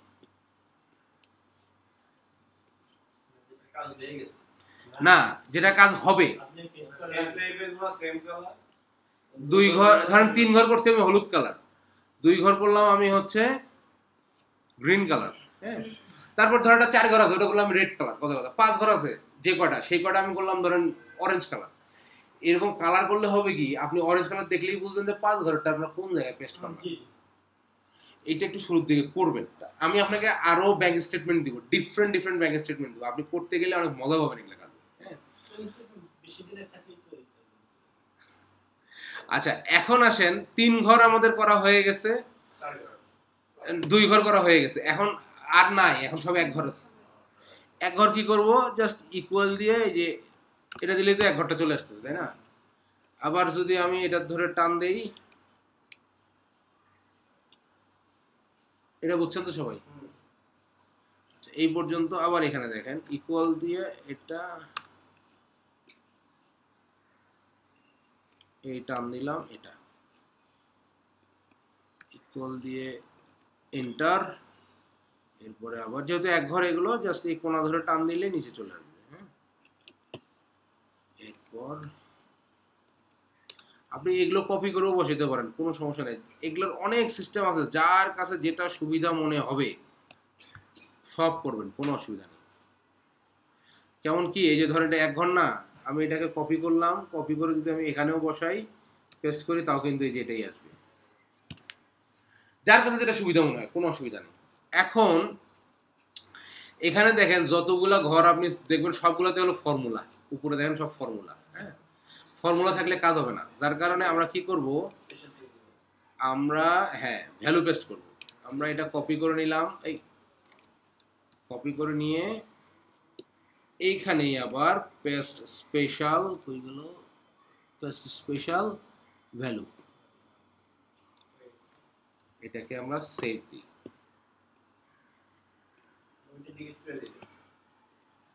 হ্যাঁ, এটা হলো সরি মেট্রো, এটা আমি ডেস্কটপে সেভ করলাম। ওকে, এখন আমরা দেখি যে এখানে দেখেন ভ্যালুটাই আসতেছে, তাই না? তাহলে এইটা আমাদের আর দরকার নেই। এখন কি প্রবলেম আছে দেখেন তো, এখন প্রবলেম আছে হলো এটা তো সব আমি এক ঘরে নিয়ে আসলাম, মাঝখানে এখন গ্যাপ আছে তাই না, এক ঘরে নিয়ে আসার কারণে মাঝখানে গ্যাপ হয়েছে না, এই গ্যাপগুলো আমার ফেলে দিতে হবে। গ্যাপ ফেলে দেওয়ার অনেক পদ্ধতি আছে, অনেকের কাছে অনেক সহজ পদ্ধতিও আছে, কিন্তু আমি একটা জিনিস আমার কাছে যেটা মনে হয় আমি সেটা দেখাই আপনাদের। এই কলামটাকে বি কলামটাকে আমি সিলেক্ট করলাম, সিলেক্ট করে আমি এখানে বসাবো ফিল্টার। এই যে ফিল্টার আমি সিলেক্ট করে সিলেক্ট অল ডিসিলেক্ট করে ব্ল্যাঙ্কটা সিলেক্ট করলাম, তাহলে যতগুলো মাঝখানে ফাঁকা আছে সব ফাঁকাগুলো এখানে চলে আসছে। এখন আমি এই ফাঁকাগুলো ধরে ডিলিট করব।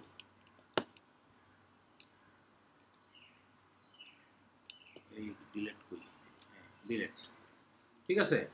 এখন যদি আমি এই ফিল্টারে গিয়ে সিলেক্ট অল দেই, তাহলে মাঝখানের ব্ল্যাঙ্কগুলো আমার ডিলিট হয়ে গেছে, আমার সবগুলা সুন্দর মতো চলে আসছে, ঠিক আছে না ভাই? মানে এগুলোরও কিন্তু অনেক সহজ পদ্ধতি আছে, আপনাদের জানা থাকতে পারে, আপনারা ব্যবহার করুন, কোনো অসুবিধা নেই। ব্ল্যাঙ্কটা সিলেক্ট করার সব ব্ল্যাঙ্কগুলো ডিলিট করে দিলাম, বাস বাকিগুলো। ওকে, আচ্ছা এখন আসেন একটু সেভ করে, এখন আসেন আমাদের যে ব্যাংক স্টেটমেন্টের যে সিস্টেম, হ্যাঁ, এই ব্যাংক স্টেটমেন্টের সিস্টেমে এটা সিঙ্গেল কলামে হবে, সিঙ্গেল কলাম। এই যে মানি ইন মানি আউট, এই মানি ইন মানি আউট বলে কিছু থাকবে না, এখানে হবে অ্যামাউন্ট, এটা থাকবে না। এটা আপনি ডাবল কলামে আপলোড করতে পারবেন হলো কুইক বুকে, কিন্তু জেরোতে আপলোড করতে গেলে আপনাকে সিঙ্গেল কলামে দিতে হবে। আর সিঙ্গেল কলামে দিতে গেলে আপনার এখানে তো ইন আর আউট থাকতেছে না, তখন হয়ে যাচ্ছে এটা অ্যামাউন্ট।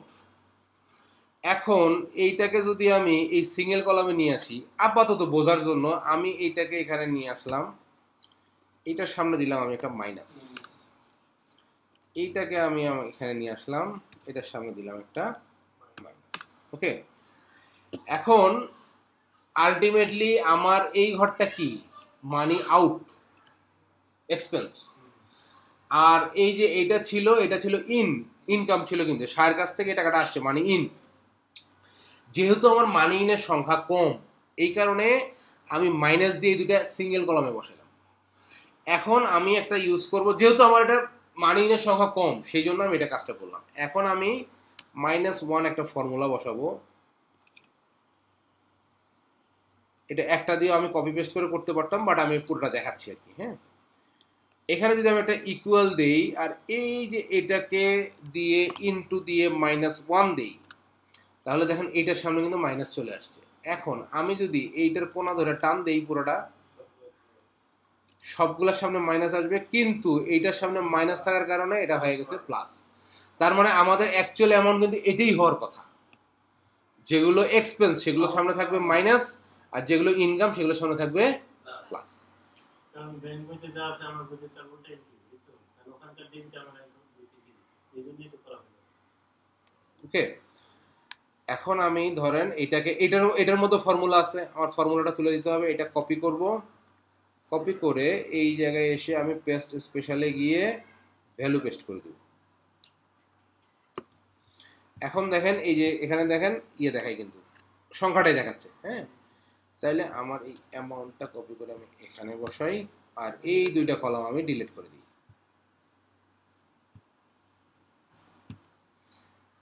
এখন আসেন ডেটের ক্ষেত্রে। এই ডেটটা আপনি যেভাবে আছে এইভাবে দিতে পারবেন, নাকি ডেটের এই ফরম্যাটটা ওখানে নাও নিতে পারে। হ্যাঁ, আপনার ডেট বাদে বাকি ডেসক্রিপশন আর অ্যামাউন্ট ফরম্যাট করা শেষ। এখন আমরা একটু জেরোতে যাই, জেরো। হ্যাঁ, জেরোতে গিয়ে ধরেন আমার ব্যাংকে আছি না আমি, হ্যাঁ ব্যাংকে আছি, হ্যাঁ হ্যাঁ ডেট আছে তো একটা 1 ফেব্রুয়ারি 2020, এই ফরম্যাটে দেওয়া যাবে না? না না, এটা এখানে থাকুক, এখানে এটা একটা ফরম্যাট আছে, ফরম্যাটটা আমি দেখাচ্ছি আপনাদের। এই যে দেখেন, এই যে ব্যাংকে, আমি আপনাদেরকে একটু দেখাই, চার্ট অফ অ্যাকাউন্টে গিয়ে আপনি ব্যাংকে যাবেন, ব্যাংকে গিয়ে ম্যানেজ অ্যাকাউন্ট, এই যে ম্যানেজ অ্যাকাউন্টে গিয়ে দেখেন ইম্পোর্টের স্টেটমেন্ট আছে, কিন্তু ব্যাংকটা ওপেন করবেন আগে, ব্যাংকটা ওপেন করে এখানে দেখেন ম্যানেজ অ্যাকাউন্টে গেলে ইম্পোর্টে স্টেটমেন্ট, এইখানে আমি স্টেটমেন্টটাকে ইম্পোর্ট করব, এই যে যেটাকে আমি ঠিক করতেছি। এইখানে একটা ফরম্যাট ওরা দিচ্ছে, হ্যাঁ এই ফরম্যাটটা আপনাদেরকে দেখাচ্ছি। এখানে বলছে ডাউনলোড 0 CSV টেমপ্লেট আছে একটা, এইটাকে আমি ডাউনলোড করলাম। দেখেন ও টেমপ্লেটে বলতেছে কি ডেট, অ্যামাউন্ট, পেই, ডেসক্রিপশন, রেফারেন্স, চেক নাম্বার। তার মধ্যে ডেট এবং অ্যামাউন্ট হচ্ছে স্টার দেওয়া আছে, মানে এই দুটো থাকতেই হবে, এই দুটো ছাড়া আপনার আপলোড নেবে না। ওকে, এখন আমরা এখানে তো একটা মোটামুটি আমরা ফরম্যাট করে ফেলছি, এখন আমরা এটাকে এখান থেকে কপি করি, ডেট যা আছে এই ফরম্যাটেই দিব, দেখি যদি না নেয় তখন ফরম্যাট চেঞ্জ করব। ডেটের ঘরে তাহলে আমরা ডেট বসাই দিলাম। এরপর আছে অ্যামাউন্ট, অ্যামাউন্ট কই আছে দেখছেন, ওখানে কিন্তু দুইটা ঘর নাই, ডেবিট ক্রেডিট নাই বা মানি আউট নাই, একটাই আছে। তাহলে আমাদের এই ফরম্যাটে যেগুলো মাইনাস সেগুলো আমার এক্সপেন্স, যেগুলো প্লাস সেগুলো হচ্ছে আমার ইনকাম। এই ফরম্যাটে আমি আমার এই যে এখানে বসাই দিই। এরপর পেই, এটা আমরা জানি না, এটা আমরা জানবো। এরপরে দিব আমরা ডেসক্রিপশন। ডেসক্রিপশনটা কোথায় আছে? ডেসক্রিপশনটা এই যে এখানে আছে, ডেসক্রিপশন। এখান থেকে আমরা ডেসক্রিপশন দিলাম। এখন দেখেন এখানে আরো যে ঘরগুলো আছে, একটাকে বলছে রেফারেন্স চেক নাম্বার। রেফারেন্স আমাদের জানা নাই, চেক নাম্বার আমাদের জানা নেই, এটা না দিলেও কোনো অসুবিধা নেই। হ্যাঁ, যদি আপনার কাছে থাকে তাহলে চেক নাম্বার বসাবেন, স্টেটমেন্ট চেক নাম্বার থাকে না, আমি এখন মনে দেখিনি তো চেক নাম্বার।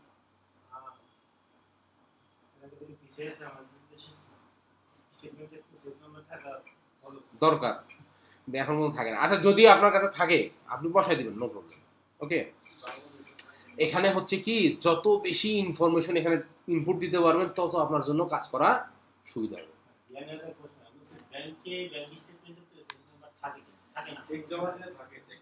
চেক জমা দিলে থাকে?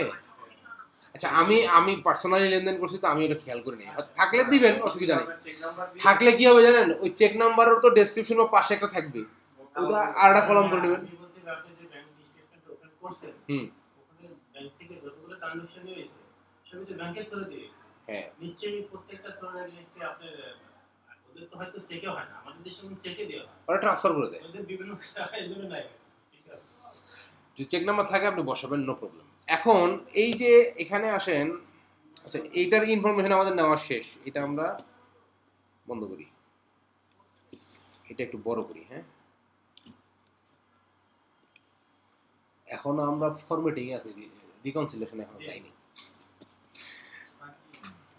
আচ্ছা এখন আসেন এই যে পেইর যে ঘরটা আছে, এই পেইর ঘরটা আমরা যতদূর পারি যেখানে যেখানে আমাদের পসিবল সেখানে সেখানে আমরা ফিল আপ করার চেষ্টা করব, তাহলে হবে কি আমাদের পরবর্তীতে ক্যাটাগরি করতে সুবিধা হবে। এইখানে ডেসক্রিপশনে কি বলছে, এটা ফেসবুক। এই পেইর ঘরে টাকা এখানে আসলো না গেল ব্যাপার না, পেই মানে টাকা সবসময় পাবে ব্যাপারটা এরকম না, আমরা শুধু ওটার নাম লিখবো যার কাছ থেকে টাকা আসছে বা গেছে, তাহলে এটা ফেসবুক। তারপরটা দেখেন লিঙ্কডইন, এই যে লিঙ্কডইন, এই ডেসক্রিপশন দেখলে তো একটু একটু বোঝা যাচ্ছে। লিঙ্কডইন এটা হলো mister Shah.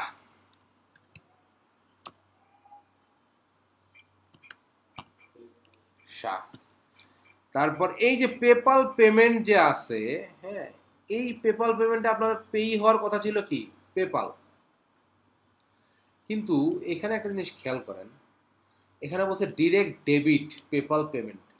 Direct debit, right, direct debit মানে কি পেপালে টাকাটা পাঠানো হয়েছে, খরচ কোন খাতে হয়েছে এটা কিন্তু এখানে নেই। খরচটা আমরা কোথায় পাবো? পেপালের স্টেটমেন্ট যখন আমরা রিকনসাইল করবো তখন ওখানে পাবো ক্যাটাগরি কি হবে, বুঝতে পারলেন কি? ডিরেক্ট ডেবিট থাকার কারণে আমরা কিন্তু এখানে পেই কিন্তু পেপাল না, পেপাল হলো একটা মাধ্যম। ধরেন আপনি ব্যাংক থেকে টাকা ট্রান্সফার, রাইট, ধরেন আপনি ব্যাংক থেকে আমরা কি করতে পারি, বিকাশে ট্রান্সফার করতে পারি। ধরেন স্বপ্নতে গেছেন, স্বপ্নতে বিকাশে পেমেন্ট করলে 20% ডিসকাউন্ট, তাহলে আপনি কার্ডে পেমেন্ট না করে টাকাটা বিকাশে ট্রান্সফার করলেন, করে আপনি স্বপ্নতে পেমেন্ট করলেন। এখন ব্যাংক অ্যাকাউন্ট দেখলে কি, আমি ব্যাংকের স্টেটমেন্ট দেখলে আমি বুঝতে পারবো যে এই যে বিকাশে যে টাকাটা গেছে এটা কই খরচ হয়েছে? এখানে ঘটনা কিন্তু তাই। ওকে, আচ্ছা, যার কারণে আমরা এই তিনটাকে, এই পেই হলো পেপাল হবে না, কারণ পেপালে পাঠানো হয়েছে। তারপর এখানে দেখেন কার্ড পারচেস পেপাল, এই যে ফাইবার, এখানে দেখেন ফাইবারে টাকা দেওয়া হয়েছে, এখানে কিন্তু আছে। হ্যাঁ, তাইলে আমি এখানে ফাইবার লিখলাম। তারপর বলছে কি দেখেন, এই যে এইখানে একটা স্পেস হবে, এখানে বলছে নেমস্কো, এগুলো দেখে আমাদের একটু ধারণা করতে হবে আর কি। অথবা আপনার ক্লায়েন্টের সাথে যদি আপনার আন্ডারস্ট্যান্ডিং ভালো থাকে, ওকে বলতে হবে তুমি আমাকে পেই লিস্ট দাও, কারণ ও তো জানে ও কই কই পেমেন্ট করছে, ও আপনাকে একটা লিস্ট দিবে। আর যদি এরকম তেরাতুরা হয় যে ভাই তুমি বাড়ি করে নাও, তোমার আমি রাখছি কি জন্য, তখন একটু কষ্ট করে এগুলো বের করতে হবে। এখানে দেখেন নেমস্কো, এই নেমস্কোটাকে আমরা পেই ধরি। তারপরে বলছে কি ব্লু হোস্ট, এই ব্লু হোস্টটাকে আমি bluehost.com, হ্যাঁ, ব্লু হোস্টটাকে আমরা পেয়ে, সব পেতে হবে এরকম না, যে কটা পাই। তারপরে ডিরেক্ট ডেবিট পেপাল পেমেন্ট, এই কটা তো আমার নাই। এই যে এখানে আবার দেখেন ফাইবার, ফাইবার, তারপর শাহ, এই কটা বাদ, এই আবার নেমস্কো, এই কটা বাদ, এরপরে আবার ফাইবার, এই যেখানে ফাইবার আছে, এরপর এখানে নেমস্কো, তারপর আছে মেইলচিপ, মেইলচিপ. ওকে, এই কটা পাইলে আমি পেই, সেটা টাকা আসুক বা যাক ব্যাপার না, কোন জায়গায় আমার খরচ হবে, কোন জায়গা থেকে ইনকাম হয়েছে আমরা সেটা পাইলাম। এটা সব পেতে হবে এরকম না, যে কটা পান সে কটা দিবেন, তাহলে আপনার ক্যাটাগরিতে সুবিধা হবে। তাহলে এইটা আমরা কি করলাম, এইটা আমরা জেরোর থেকে যে ফরম্যাটটা নামাইলাম, আমাদের ওখান থেকে ওই ইনফরমেশনগুলো কপি করে এখানে বসাইলাম এবং পেইটা বের করে নিলাম। এইটাকে আমরা এখন সেভ করি।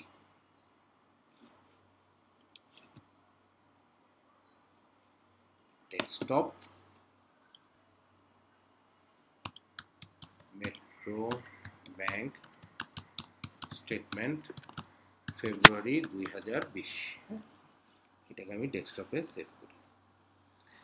এখন আমরা এটাকে কেটে দিব কেন, কারণ ওপেন থাকলে অনেক সময় আপলোড হয় না, ঝামেলা। হ্যাঁ, তাহলে আমরা ছিলাম কোথায়, আমরা ব্যাংকটাকে ওপেন করছি, ম্যানেজ অ্যাকাউন্ট অপশনে গেছি, গিয়ে আপলোডে স্টেটমেন্টে ক্লিক করছি, ক্লিক করে এই জায়গায় আসছি, এসে আমরা ডাউনলোড জেরো টেমপ্লেট ডাউনলোড করছি, করে আমরা যেটাকে রেডি করছিলাম সেখান থেকে ইনফরমেশন কপি করে এখানে বসেছি। এখন আমরা দেব এই যে সিলেক্ট ফাইল, এখান থেকে আমরা ডেস্কটপ থেকে আমাদের ফাইলটা সিলেক্ট করব।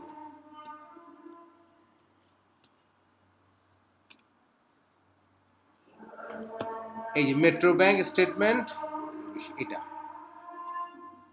এই যে এটা এখানে চলে আসছে। নেক্সট, এখানে দেখেন, এখানে বলছে আপলোড ইম্পোর্ট সেটিংস আর হচ্ছে রিভিউ। আমরা আছি এখন ইম্পোর্ট সেটিংসে। হ্যাঁ, ইম্পোর্ট সেটিংসে কি জিনিস দেখেন, এখানে বলছে ডেট, এখানে আছে সেই ডেটটা, আর এখানে বলছে এটা হবে ট্রানজাকশন ডেট, এটা বলছে প্রথম লাইনটা এটা আছে। আমরা এখন দেখি প্রথম লাইনটা এটাই আছে কিনা, এটা একটু ওপেন করি দাঁড়ান।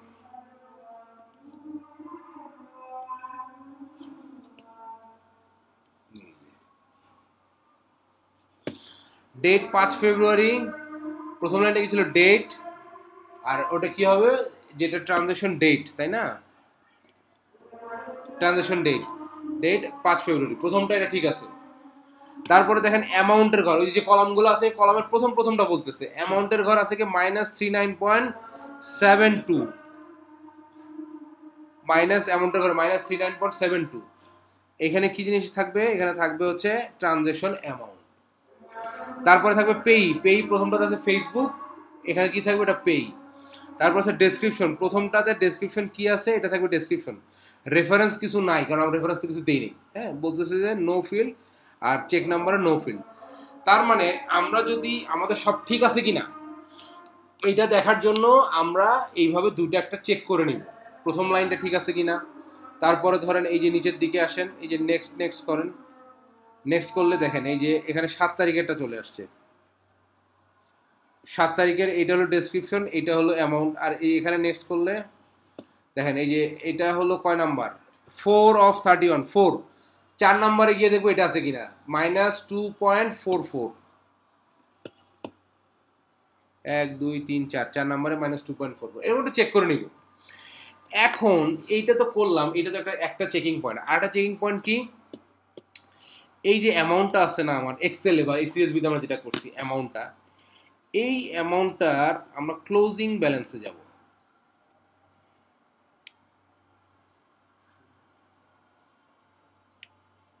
আমার ক্লোজিং ব্যালেন্স কত 320 আর ওপেনিং ব্যালেন্স হচ্ছে 399.47 না, ওপেনিং ব্যালেন্সটা দেই তো 399.47 লাস্টে দিলাম, দিয়ে এইখানে যদি আমি অটো সাম করি তাহলে দেখেন আমার ক্লোজিং ব্যালেন্স কিন্তু মিলবে। এটা কেউ বুঝেন নাই, কে বলেন এই কাজটা? আমার এখানে ইন আউট করা তো আছেই পুরাটা, তাই না? সব নিচে যে আমি ওপেনিং ব্যালেন্স দিলাম, দিয়ে আমি যদি প্লাস মাইনাস অটো সাম করি তাহলে 320.07 320.07 ক্লোজ। আপনি আপলোড করার আগে কিন্তু জানেন যে আপনার এখানে হিসাব ঠিক আছে, হিসাব ঠিক না থাকলে তো ক্লোজিং ব্যালেন্স মিলতো না কোনোদিন। ওকে, এই চেকটা অন্তত সবাই একবার করে নেবেন, করে নিয়ে কিন্তু এই যে এই দুটা কেটে দিতে হবে, এই দুটো রাখলে কিন্তু আবার পরে ভেজাল হয়ে যাবে। ওকে, এখন আসেন এইভাবে আমরা একটু চেক করে নিব, নেওয়ার পর আমরা করব নেক্সট। নেক্সট করলে দেখেন এখানে আপনার সবগুলো ট্রানজ্যাকশনই দেখাচ্ছে, ঠিক আছে? এখানে বলছে একটা 4টা পেজের মধ্যে একটা পেজ আছে, আপনি 4টা পেজই এখানে দেখতে পাবেন, টোটালটা রিভিউ করতে পারবেন। যদি কনফিউশন হয় স্টেটমেন্ট প্রিন্ট দিয়ে দেখে দেখে দেখবেন সব ঠিক আছে। সামেশন না না, ক্লোজিং এখানে দেখাবে, ক্লোজিং এখানে দেখা যাচ্ছে, শুধু ট্রানজ্যাকশন অ্যামাউন্টগুলো দেখাবে। ক্লোজিংটা তো আমরা ওই যে এক্সেলের মধ্যে বসাই মিলাই নিব। এরপর কমপ্লিট ইম্পোর্ট,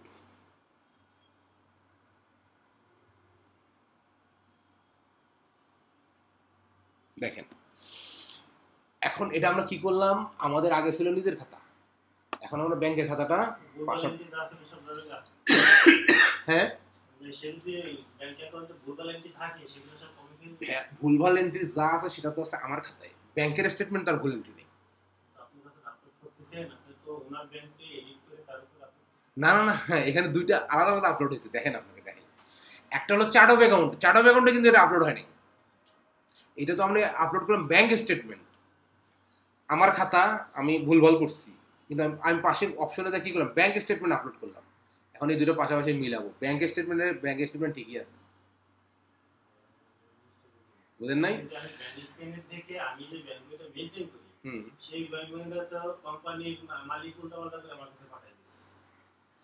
ব্যাংক বই বলতে আপনি মেইনটেইন করেন হচ্ছে লেজার সিস্টেমে, লেজার উনি মেইনটেইন করছে, হ্যাঁ উল্টাপাল্টা করে রাখছে, হ্যাঁ আমি এটাকে তো মানে সুধার করবো, মানে মিলাবো, হ্যাঁ সেই মিলানোর জন্য আমি সহজভাবে কি করলাম, ওনার ব্যাংক স্টেটমেন্টটা নিয়ে এক্সেলে কনভার্ট করে সেটাকে আপলোড করে দিয়েছি। ওর উপরে আপলোড করছি না, এটা ওর উপরে নেই, দুটো পাশাপাশি হয়েছে। ওর উপরে বলতে কোম্পানির যে লেজারটা আছে, হ্যাঁ তার উপর আপলোড করছি না, ওই না কোম্পানির লেজারের উপর আপলোড হয়নি, কোম্পানির লেজারে কিন্তু এই ট্রানজাকশন এখনো আসে নাই, কোম্পানির লেজারে ট্রানজাকশন আসে না, এটা পাশাপাশি আছে। যখন আমরা দুটো মিলে রিকনসাইল করব তখন এটা লেজারে ঢুকবে, বুঝছেন? আচ্ছা এখন দেখেন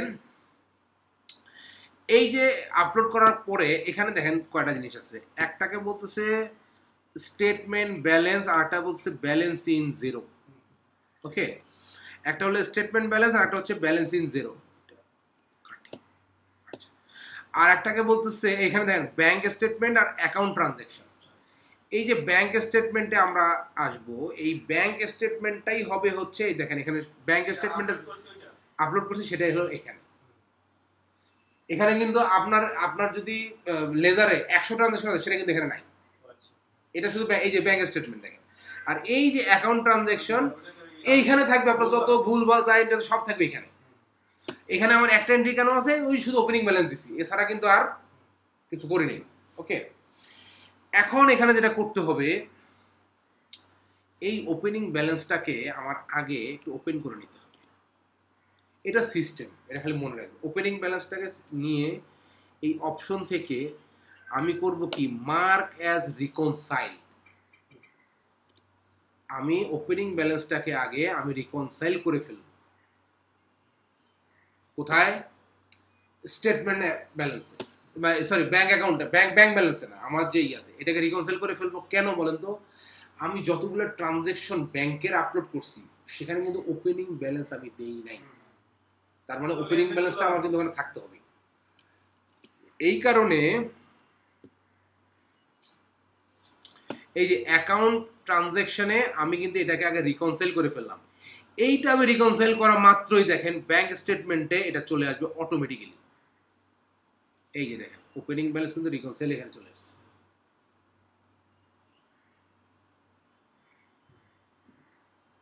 তার মানে আমার এই যে ওপেনিং ব্যালেন্স, এটা আমার এই পুরো স্টেটমেন্টে আছে। এবং হ্যাঁ, এখন হিট করবে তো, আপনি রিকনসাইল করলেন না, মার্কাস রিকনসাইল করে দিলেন, তার মানে আমার এই ওপেনিং ব্যালেন্স আর ওই ওপেনিং ব্যালেন্সের সমান হয়ে গেল। স্টেটমেন্ট ব্যালেন্সে ওপেনিং ব্যালেন্স সমান হলো, আমার অ্যাকাউন্ট ওপেনিং ব্যালেন্স সমান হলো। এখন মাঝখানে যদি আপনার অনেক ট্রানজ্যাকশনও থাকে, এগুলো কোনো ম্যাটার করবে না, কারণ আপনি তো নির্দিষ্ট একটা ডেটের মধ্যে করবেন। ধর আপনার জানুয়ারি মাসের ট্রানজ্যাকশন আছে, আমি কিন্তু ওই জানুয়ারি মাসের ট্রানজ্যাকশন আমি রিকনসাইল করতেছি না, আমি করবো শুধু ফেব্রুয়ারি রিকনসাইল করলে অটোমেটিক রিকনসাইল হবে। দেখাচ্ছি, দেখেন আমি এই যে এখানে দেখেন স্টেটমেন্ট ব্যালেন্স, যেটা এই স্টেটমেন্ট ব্যালেন্স আর ব্যাংক ব্যালেন্স এই দুটো হবে সমান। আর এই যে ব্যালেন্স ইন জিরো আর অ্যাকাউন্ট ট্রানজ্যাকশন যেটা, এইটা ব্যালেন্স হবে সমান। এটার ব্যালেন্স কত? এখন একটা ট্রানজ্যাকশনই আছে 399.47, এটা এখানে আছে। আর এই যে আমি ওপেনিং ব্যালেন্সটা এখানে অ্যাড করা মাত্রই এখানে দেখেন ক্লোজিং ব্যালেন্সটা চলে আসছে স্টেটমেন্টে। ওকে, এখন আসেন এই যে রিকনসাইল, এখানে আমরা আসবো। আসলে আমাদের যে 31টা ট্রানজ্যাকশন আছে, যেটা আমরা মাত্র ব্যাংক স্টেটমেন্ট থেকে আপলোড করছি, সেই 31টা ট্রানজ্যাকশন এখানে পাবো। এখন আসেন, আগে লেনদেন থাকলে কি হতো সেটা দেখাচ্ছি। এখন আসেন, পহেলা আমাদের কি ছিল, 5 ফেব্রুয়ারি এখানে ছিল ফেসবুকে, এটা কি হচ্ছে স্পেন্ড লেখাই আছে, তার মানে এটা আমার কি হচ্ছে এক্সপেন্স অ্যাকাউন্টে যাবে, তাই তো? এখন এই এক্সপেন্স অ্যাকাউন্টে যদি যায়, এখানে দেখেন ও একটা সাজেশন দিচ্ছে অ্যাডভার্টাইজিং, ও একটা অটোমেটিক একটা সাজেশন দিচ্ছে, এটা অ্যাডভার্টাইজিং। এই যে আমি এখানে যে পেজ দিছি না ফেসবুক, এই কারণে সেখানে এই যে এর জায়গায় অটোমেটিক ফেসবুক নিছে। এই সুবিধাটা পাওয়ার জন্য আমরা যত পারি, মানে যতগুলো সম্ভব পেই নাম দিব। নাম দিলে কি হবে দেখেন, হ্যাঁ ও তো একটা এআই, এটাও কিন্তু একটা এআই, তাই না? ও কি করছে, ও ফেসবুক দেখা মাত্র ধরে নিচ্ছে এটা অ্যাডভার্টাইজিং। ওরটাতে সবসময় 100% সঠিক হবে তাও না, আমরা চেঞ্জ করে দিতে পারবো, বাট আমরা আপাতত ধরতেছি ফেসবুকে আপনি কি করছেন, কোন একটা অ্যাডভার্টাইজ রান করছেন, ঠিক আছে? এইটা আমরা সঠিক ধরে নিয়ে আমি যদি এখানে ওকে দেই, তাহলে এটা আমার এখান থেকে চলে যাবে। এবং এই যে দেখেন আমার ব্যাংক স্টেটমেন্টে ওই ট্রানজ্যাকশনটা রিকনসাইল হয়ে যাবে। দেখেন এই যে কাট পার্সে এটা রিকনসাইল, এবং এইটা কোথায় ছিল না, আমার অ্যাকাউন্ট ট্রানজ্যাকশনে কিন্তু এই ট্রানজ্যাকশনটা ছিল না, এটা কিন্তু অটোমেটিক এখানে রিকনসাইল হয়ে চলে আসবে। ওকে, মানে আমি ব্যাংক স্টেটমেন্টটাকে ক্যাটাগরি করলেই আমার দুই জায়গায় চলে যাচ্ছে রিকনসাইল হয়ে। এখন আসেন, ধরেন একটা ট্রানজ্যাকশন আমার যদি আমি আগে থেকে আমার খাতে এন্ট্রি দিয়ে রাখি, তাহলে তো ম্যাচ করতে হবে না, এটা তো পাবে। তো সেটা কিভাবে হবে? ধরেন এই যে 5 ফেব্রুয়ারি কার্ড পারচেজ লিঙ্কডইন, না এই লিঙ্কডইনটা ধরতে পারে নাই মনে হয়, লিঙ্কডইন। আচ্ছা, এই হুয়ের জায়গায় আপনি দেন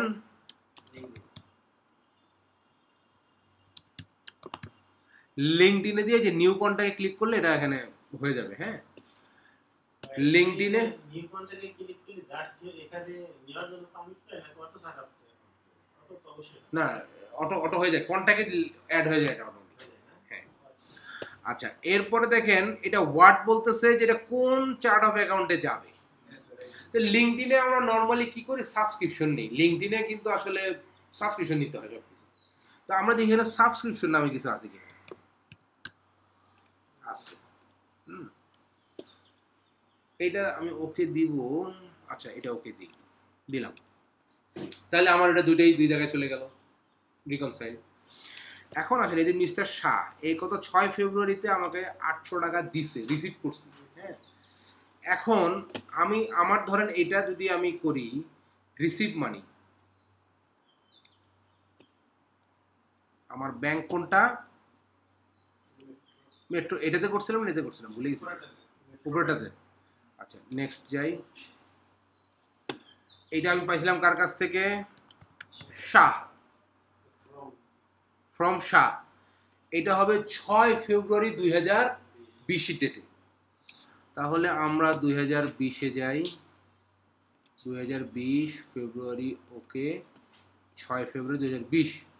কারণ আইটেমটা কি এটা আমাদের জানা নেই। আপাতত ডেসক্রিপশনে লিখি যে ধরুন সেলস থেকে আসছে, আমি আমাদের সেলস করছিলাম, সেলস থেকে আসছে, তাইলে আমার ইনকাম ফ্রম সেলস। হ্যাঁ, কোয়ান্টিটি একটা, এখানে হলো 800। অ্যাকাউন্ট তাহলে কি হবে, সেলস, তাই না? আর এটা যেহেতু ব্যাংকের সাথে, আমরা এটা সবসময় জিরো করবো, কারণ ব্যাংকে যাওয়া মানে কি ভ্যাট ট্যাক্স সবই ঢুকছে। এটা থেকে ওই ওখানে আপনি করার সময় ওখানে এটা ধরে দেওয়া যাবে না, আপনি ওই এক্সপেন্সটাকে একটা অটো নিয়ে নিচ্ছি, উনি যে অ্যাডভার্টাইজিং নিল, তো কিন্তু এটা কি ওখানে ধরানোর সুযোগ নেই? অবশ্যই আছে, ওটা আরেকটা, এটা আরেকটা, এটা আমি দেখাই কি হচ্ছে এখানে। আমি ধরে নিচ্ছি ব্যাংকের সাথে সাথে আমিও আমার লেজার মেনটেন করছি। আমি ধরে নিচ্ছি যে আমি 2020-এর 6 ফেব্রুয়ারিতে এইটাতে আমি ব্যাংকে যে আমার ঢুকছে সেটা আমি আমার লেজারে এন্ট্রি দিচ্ছি, সেই এন্ট্রিটা দিলাম মাত্র, দিয়ে আমি এটা সেভ করলাম। তাহলে আমি ধরে নিচ্ছি যে আমি 2020-এ এই এন্ট্রিটা আমি দিচ্ছি। তাহলে কি হবে দেখেন,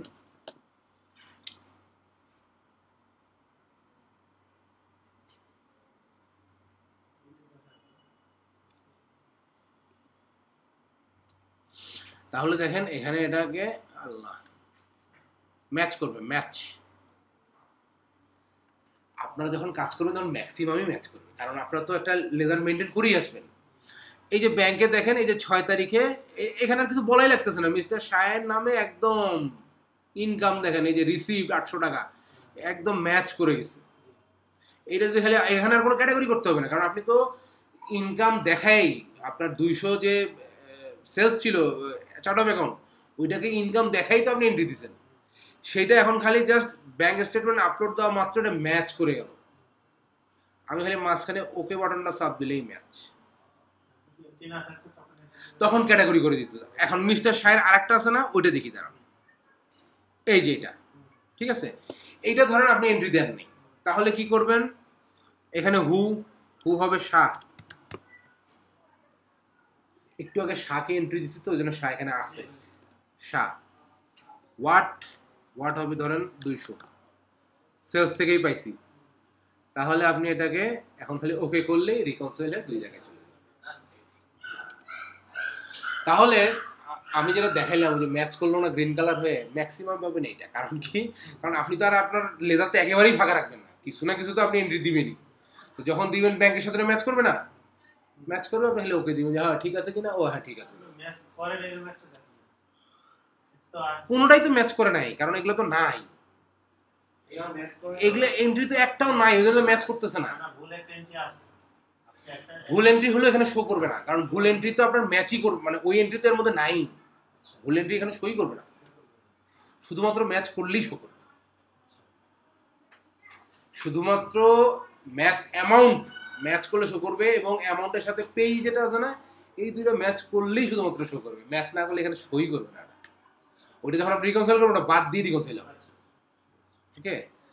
আচ্ছা এখন আসেন, এই যে একটা জিনিস আমাদের কমন চলে আসলো, সেটা কি, ডিরেক্ট ডেবিট পেপাল স্টেটমেন্ট। এটা কি করব, এটা আসলে মূলত হয়েছে কি, মূলত হয়েছে এটা কি, ট্রান্সফার। এখন যদি আমি এই যে দেখেন ম্যাচ ক্রিয়েট মানে কি, আমি ক্রিয়েট করতেছি কোন ক্যাটাগরিতে দিব, ম্যাচ তো একটু আগে দেখলেন। ট্রান্সফারে যদি আমি ক্লিক করি, এখানে আমাকে দেখাচ্ছে আমার এখানে সব আপনার ব্যাংক অ্যাকাউন্টগুলো দেখাবে, কারণ অ্যাকাউন্ট টু অ্যাকাউন্ট ছাড়া ট্রান্সফার হবে না। তাহলে আমার এখানে একটাই শো করতেছে, সেটা কোনটা, ওই যে আমার আরেকটা ব্যাংক যে দেওয়া আছে সেইটা, কিন্তু আমার এটা হওয়ার কথা কোনটা, পেপাল। যেহেতু এটা হয় নাই, তার মানে আমি একটা পেপাল অ্যাকাউন্ট আমাকে চার্ট অফ অ্যাকাউন্টে অ্যাড করতে হবে।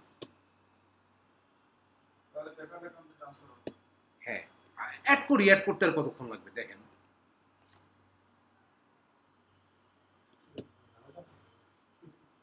না না না, আপনি 2-3 বার প্র্যাকটিস করলে কোনো ঝামেলাই মনে হবে না।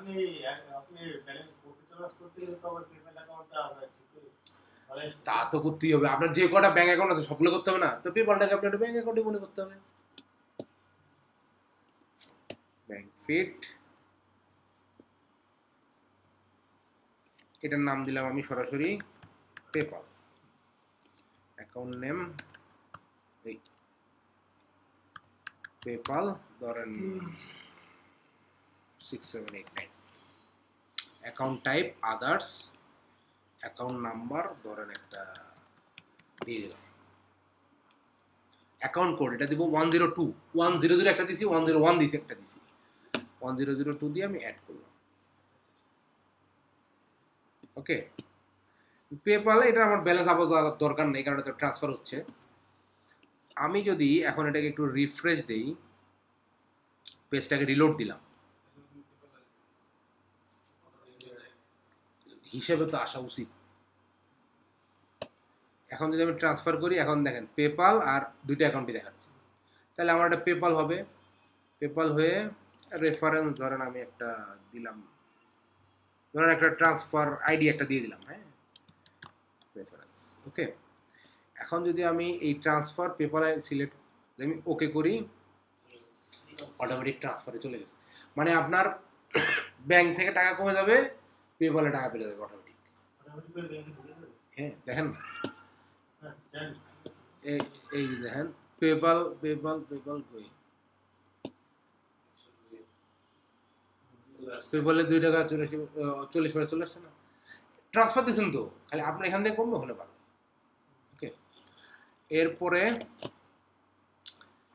এখন দেখেন এই যে ডিরেক্ট ডেবিট পেপাল যতগুলো আছে ততগুলো ও কিন্তু অটোমেটিক ধরে নিয়েছে যেটা পেপালে ট্রান্সফার হয়েছে। এটা খালি ওকে দিয়ে দিবেন, এই যে ওকে দিয়ে দিবেন। নিচের দিকে আসি, এই ঝামেলা একবারে শেষ করি। দেখেন, হ্যাঁ, আপনি যখন একটা ওরে ধরাই দিবেন না, ওই ক্যাটাগরি যা আছে সবগুলো ও আপনাকে সাজেশন দিতে থাকবে। পেপাল পেপাল এখানে আসলে আর কিছু নাই, কারণ ডিরেক্ট ডেবিট পেপাল একটা কথাই বলা আছে, যার কারণে ওর জন্য সহজ হয়ে গেছে সব ধরাই দেওয়া। তাহলে এগুলো সব আমার ট্রান্সফার হয়ে গেল। হ্যাঁ, একটা বাকি আছে পেপাল। তাহলে আমার পেপালের যতগুলো ট্রানজাকশন ছিল ট্রান্সফার সব ডান। এখন আসেন ফাইবার। ফাইবারে টাকা খরচ করছি কত, 118.53। ফাইবারে আমরা কি করছি বলেন তো? ফাইবারে নর্মালি কি করে? ফাইবারে সাবস্ক্রিপশনে কোনো টাকা লাগে না। ফাইবারে না, ফাইবার থেকে আমরা ধরেন কোনো সার্ভিস নিছি। ধরেন আমার মতো একজন অ্যাকাউন্টেন্ট বসে আছে, আমি তাকে বলছি যে ভাই তুমি আমার কাজ করে দিয়ে 118 টাকা দিব, ফাইবারে 118 টাকা পেমেন্ট করছি, তার মানে কোনো একটা সার্ভিস নিছি। এখন এই সার্ভিসটা কি আসলে এক্সপেন্স তো হয়েছে, তাই না? এটা কি বলা যায় বলেন তো? কমিশন না, আমরা যদি সার্ভিস চার্জ দিই, একটা সার্ভিস চার্জ দেখি এখানে আছে কিনা।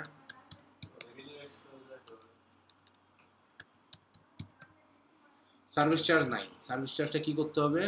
অ্যাড করতে হবে। এখান থেকে এটা অ্যাড করা যাবে না। চার্ট অফ অ্যাকাউন্টে যাই। হ্যাঁ, অ্যাড অ্যাকাউন্ট। এইটা অ্যাকাউন্ট টাইপ হচ্ছে আমার এক্সপেন্স, তাই না? এক্সপেন্স কোড কত জানি, একটা দিয়ে দিয়া বলতো 500 দিলাম, অ্যাভেলেবেল আছে। নাম হচ্ছে সার্ভিস চার্জ ফ্রম ফাইবার, একবার লিখেই দিলাম না, ভুল হওয়ার কোনো সম্ভাবনা নেই। এটাকে একটু রিফ্রেশ দিই।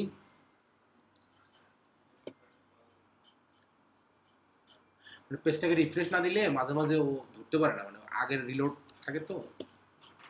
তাহলে এইটা আমার হলো ফাইবার এখান থেকে ধরি আমি, এখান থেকে যদি আমি শুধু 500 দিয়েছিলাম না, 500 লিখে তাও আসবে। ঠিক আছে, এখন আমি ওকে করে দিলাম, তার মানে ফাইবারে আমার একটা সার্ভিস চার্জ দিয়ে দিচ্ছি। এখন আসলে নেমস্কো, এই নেমস্কোটা কি জিনিস, এইটা ক্লায়েন্টের কাছ থেকে শুনতে পারেন অথবা সরাসরি আমরা গুগল করতে পারি। নেমস্কো মূলত ওই ডোমেইন অ্যান্ড হোস্টিং, এই যে ডোমেইন অ্যান্ড হোস্টিং করে, এটা কি ডোমেইন অ্যান্ড হোস্টিং আমরা হচ্ছে কিনছি, ওয়েবসাইট পারপাস বা পারচেজ দিতে পারি, কিনছি না, পারচেজ, সাবস্ক্রিপশনও দেওয়া যায়, কারণ এটা বছর বছর রিনিউ করতে হয়, সাবস্ক্রিপশন দিই, এটা হলো সব থেকে বেটার। তাইলে আমরা এখানে দিব হলো নেমস্কো নিউ কন্ট্রাক্ট, আর এখানে দিব হচ্ছে সাবস্ক্রিপশন।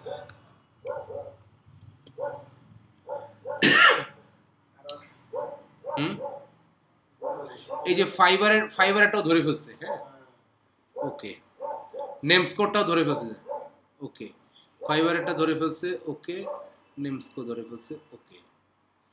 এরপর আছে ব্লু হোস্ট, মেইলচিম্প। ব্লু হোস্টও ওই যে ডোমেইন হোস্টিং এরই একটা কিছু,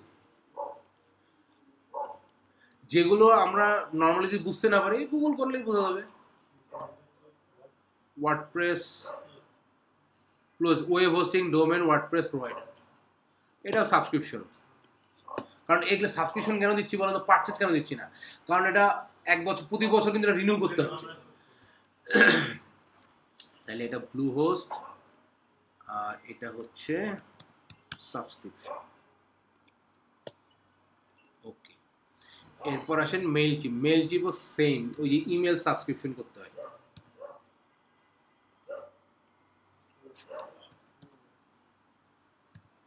সাবস্ক্রিপশন, আচ্ছা। এরপর বলতেছে কি অ্যাকাউন্ট মেইনটেনেন্স ফি, এটা কি, ব্যাংক চার্জ, হ্যাঁ এটা দিব হচ্ছে ধরেন কারে দিব, এটা মেট্রো ব্যাংক। অ্যাকাউন্ট মেইনটেনেন্স ফি কাকে দিছি, মেট্রো ব্যাংক, তাইলে এটা হবে ব্যাংক ফি। এই যে এটা আছে, অলরেডি আছে ব্যাংক ফি।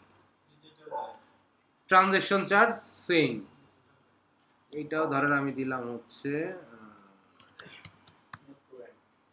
মেট্রো ব্যাংক, এটাও হবে ব্যাংক ফি, ওকে। তাহলে আমার এই যে গ্রেট জব, এই যে কথাটা আসবে না, এই যে এই জায়গাটা, এই পেজটা একটা স্ক্রিনশট নিয়ে রাখবেন, কারণ আপনি এখানে সঠিক করতে না পারলে গ্রেট জব এবং এই যে এইটা ক্লোজিং ব্যালেন্স, এটা কোনোদিন এখানে আসবে না। এটা স্ক্রিনশট নিয়ে রাখবেন। ক্লায়েন্ট যদি বলে তুমি ব্যাংক রিকনসিলিয়েশন পারো জিরোতে, এটা ইয়ে পাঠাতো, ওটা ডকুমেন্ট পাঠাবো, কিছু একটা পাঠাবো, পাঠাই দিবেন। এটা একটা দিবেন, আরেকটা দিবেন হচ্ছে এটার যে রিপোর্ট আছে, রিপোর্টটা আমি দেখাচ্ছি। এখন দেখেন এইটা আসলো আপনার, এই দেখেন ক্লোজিং ব্যালেন্স মিলছে, আর এখানে ডিরেক্ট এখানে কি বলতেছে রিকনসাইল। এখন যদি আপনি অ্যাকাউন্ট ট্রানজ্যাকশনে যান, অ্যাকাউন্ট ট্রানজ্যাকশনে গেলে ওই যে আপনি বললেন না এলোমেলো কিছু ট্রানজ্যাকশন আছে, সেগুলো এখানে দেখাবে আনরিকনসাইল্ড, সেগুলো এখানে রিকনসাইল্ড হিসেবে আসবে না। আর এই যে ব্যাংক স্টেটমেন্টে গেলে সবগুলোই রিকনসাইল দেখাবে, কারণ ব্যাংক স্টেটমেন্ট অনুযায়ী তো আপনি করছেন, সব রিকনসাইল। ওই যে এলোমেলো যে কটা আছে ওই কটা আনরিকনসাইল থাকবে, ওই কটা আসবে। বলে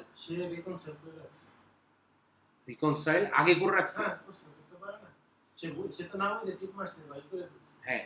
এখন তাহলে আপনি কি করবেন, সে তো একটা ব্যাংক করার চেষ্টা করছে, হ্যাঁ চেষ্টা করছে না, হ্যাঁ, সে কইলে দেখা যাচ্ছে যে কিছু ভুল করছে, কিছু ঠিক করছে, আচ্ছা যখন ব্যাংক রিপোর্ট দিয়ে দেখে যে ব্যাংক ঠিক আছে, তাহলে তো মেনে না, তখন তারা তো বুঝতে পারে আমি তো পারতাছি। আচ্ছা, এখন যদি ধরেন যে উনি ধরেন উনি একটা ট্রানজ্যাকশন ভুলভাল রিকনসাইল করে রাখছে, তাই তো, তাহলে ওনার রিকনসিলিয়েশন তো এরকম হতে পারে কি না, পারে পারে পারে পারে পারে অবশ্যই পারে, কিন্তু ওনার যেটা হবে না রিকনসিলিয়েশন কোনোদিনও মিলবে না।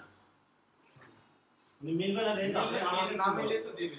আচ্ছা, মিলবে না যখন, তখন আপনার রিকনসাইল কমপ্লিট হবে না। রিকনসাইল কমপ্লিট হবে না যখন, তখন আপনি প্রত্যেকটা এডিট করতে পারবেন, বুঝছেন? যখন রিকনসাইল, কারণ আপনার যে গ্রেট জব ইয়েটা আসছে না, এটা আসবে না, কারণ রিকনসাইল তো মিলে নাই। তখন হবে কি আপনি প্রত্যেকটাই ফালাই দিতে পারবেন, এডিট করতে পারবেন। এখানে যেগুলো আছে ওখানে কি এডিটের অপশন থাকে না, এগুলো রিকনসাইল যেগুলো হয়ে গেছে, হ্যাঁ সেটাও এডিট করা যাবে, কিন্তু ওটা ট্র্যাক থাকবে যে আপনি এটা এডিট করছেন। রিকনসাইল হওয়ার পর তার এডিট করবেন না, কারণ রিকনসাইল মানে কি, ওটা ফাইনাল অ্যাকাউন্টেন্ট কি এডিটেবল পারমিশন দেয়? দেয়। আপনি যদি আপনার এডিট করতে পারবে যদি আপনার অ্যাডভাইজর ইয়া থাকে, অ্যাডভাইজার হলে পারবেন, কিন্তু এগুলোর আবার ট্র্যাক থাকবে যে আপনি কোনটা কতটুকু এডিট করছেন, সবগুলো ট্র্যাক থাকবে। এখন আসেন আপনার এটা একটু কমপ্লিট করি, সেটা হলো আমরা অ্যাকাউন্টিং থেকে যাব হলো রিপোর্টে। রিপোর্টে গিয়ে এখানে সার্চ করব, এখানে খুঁজলেও পাবেন, বাট সার্চ করব হচ্ছে আমরা BANK, ব্যাংক, এই যেটা না রিকনসিলিয়েশন, এই যে ব্যাংক রিকনসিলিয়েশন, হ্যাঁ এখানে ক্লিক করব। ক্লিক করলে ব্যাংক রিকনসিলিয়েশন রিপোর্টের উইন্ডোটা আসবে, কিন্তু আমরা এটা কোন মাস রিকনসাইল করতেছি সেটা সিলেক্ট করে দিতে হবে।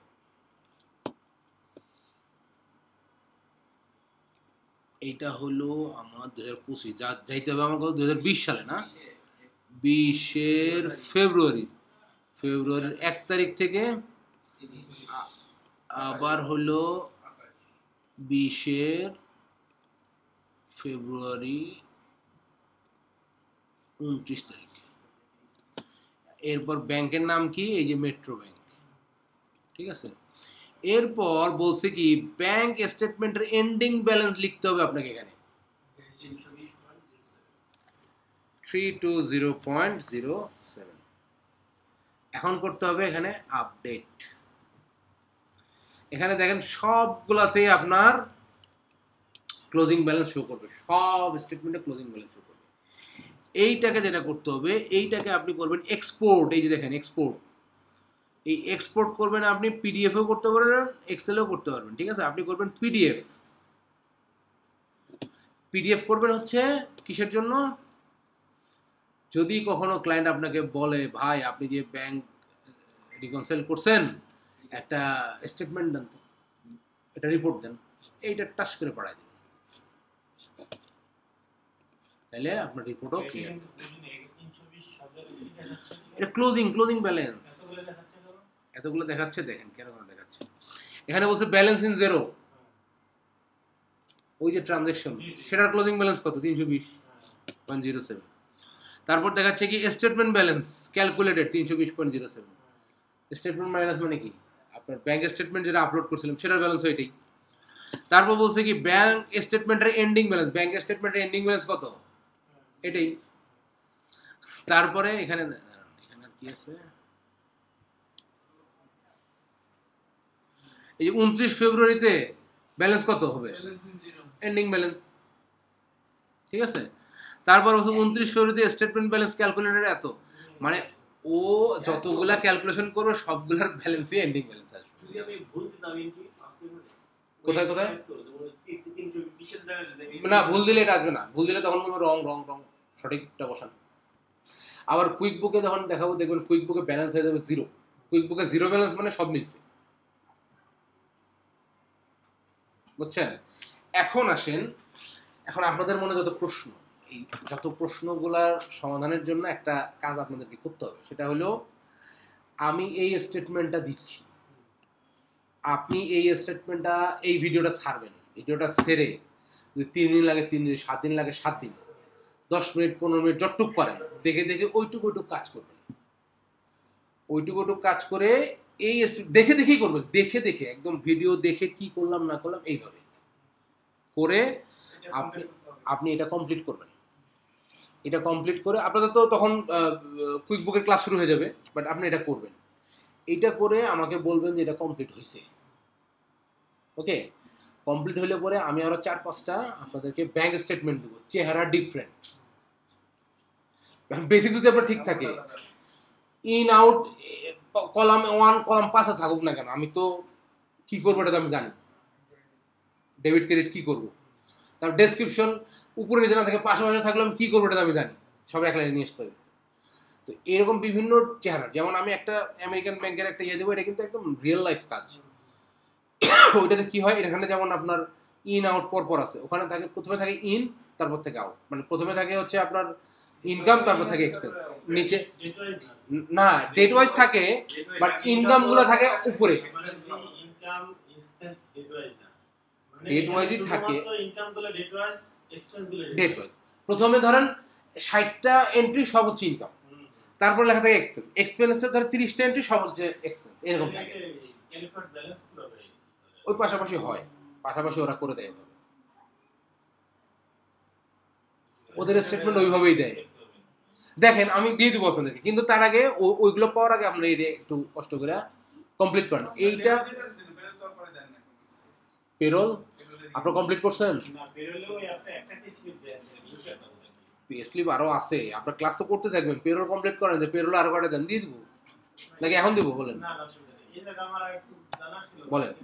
এটা তো ধরেন আমরা ব্যাংক স্টেটমেন্ট থেকে এক্সপোর্ট করে এক্স্যাক্টলি এখানে ম্যানুয়ালি আমি এন্ট্রি করতে থাকি, এক্সপোর্ট না করে ম্যানুয়ালি ডেট ধরে ধরে দিই।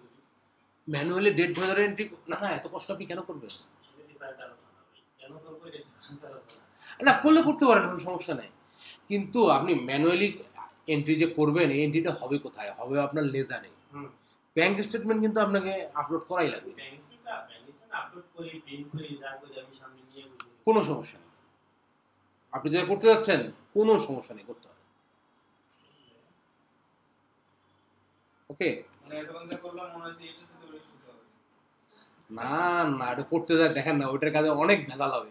এইটা তো আপনার স্টেটমেন্টে যা আছে রিকনসাইল করতেছেন, অটোমেটিক আপনার লেজারে ঢুকে যাচ্ছে, আপনি আবার পুরোটা লেজারে তুলবেন, আবার এই পাশে স্টেটমেন্ট আপলোড দিবেন, দিয়ে তারপর ম্যাচ করাবেন। এই তো আপনি কষ্ট করে এটা করলে করেন, আমার সমস্যা কি? আমি হবে না তা না, হবে 100%। করবেই না। এক্সট্রাটাও লাগবে তারপরে আপনি 2-4টে এন্ট্রি দিয়ে আগে দেখবেন ম্যাচ করে কিনা। ওকে, তাহলে আজকের ক্লাস আমরা শেষ করি। আপনাদেরকে আমি স্টেটমেন্ট পাঠিয়ে দিচ্ছি এখনই। আমি পরে ফোন দেব ক্লাসে।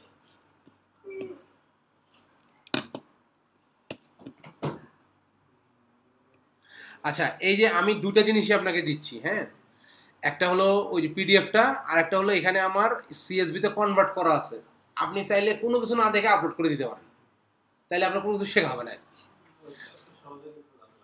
না না, এটা দিচ্ছি কেন, আপনি যখন করবেন যাতে আপনি একটু মিলাইতে পারেন যে আমার ঠিক আছে কিনা। আপনি বললে দিব না, কোনো সমস্যা নেই। না না, দিবেন তো অবশ্যই, কই দিদি এত সহজ করে ফেলে কেন জানো না। ওইটাই, এই যে একটা দিচ্ছি সিএসবি আর একটা দিচ্ছি আপনাকে পিডিএফটা। এইটা করে নেক্সট ক্লাসের মধ্যে আস্তে আস্তে করেন। আজকের ক্লাস 2 ঘন্টার ক্লাস হচ্ছে, তো মানে 2 ঘন্টার ভিডিওটাই যাচ্ছে। এটা আপনি আস্তে আস্তে করেন, করে চাইলে আমি আপনাকে তখন বেছে বেছে আরো কয়েকটা দিব, পেরোলের ইয়াও দিব, আপনারা বাসায় প্র্যাকটিস করতে থাকেন। আচ্ছা, পেরোল করে আমি এখনই দিয়ে দিই আপনাদেরকে, তাহলে আপনার জন্য বুঝতে একটু সুবিধা হবে।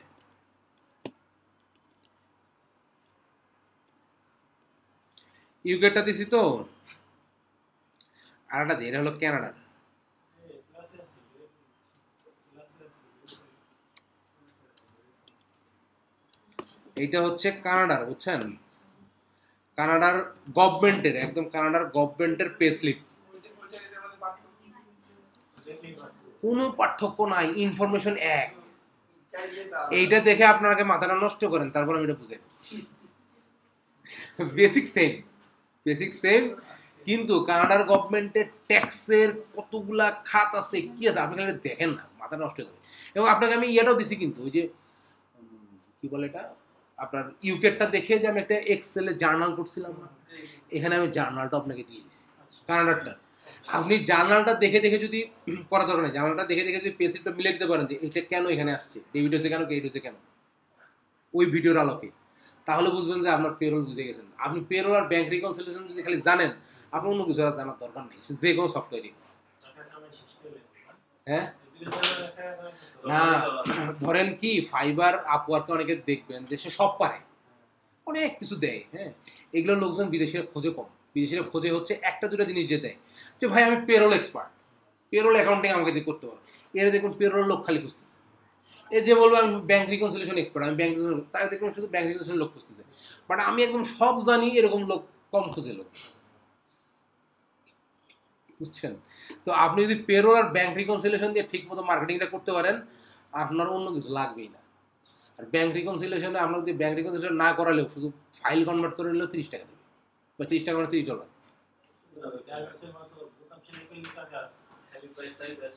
এই অ্যাকাউন্টের সুবিধা এটাই, সব কিছুতেই টাকা আছে এবং টাকাটা ভালো। যেমন ধরেন আপনার গ্রাফিক ডিজাইন, ওর নিম্ন হচ্ছে $5।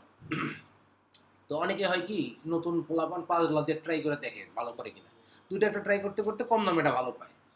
কিন্তু আপনি অ্যাকাউন্ট ম্যানেজমেন্টে দেখবেন কম দামি কোনো লোক নাই, সবাই $30 $15 উপরে। কারণ কি ভাই, আপনি অ্যাকাউন্ট জানেন, আপনাকে তো এইখানে তো ওই যে ওর মতো কি ডানটা বামে দিয়েছি বামেরটা ডানে দিয়েছি, আচ্ছা হয় নাই ঠিক আছে একটু এরকম কর, এই তো সুযোগ। ভাই কি আমি বলবো যে ধরেন উনি আমাকে ধরেন একটা ব্যাংক রিকনসিলিয়েশন দিল, আপনাকে পেরোল দিল, তারপর ওনার একজন চিফ অ্যাকাউন্টেন্ট আছে, সে অ্যাকাউন্ট 100% আছে, 100 বার আছে।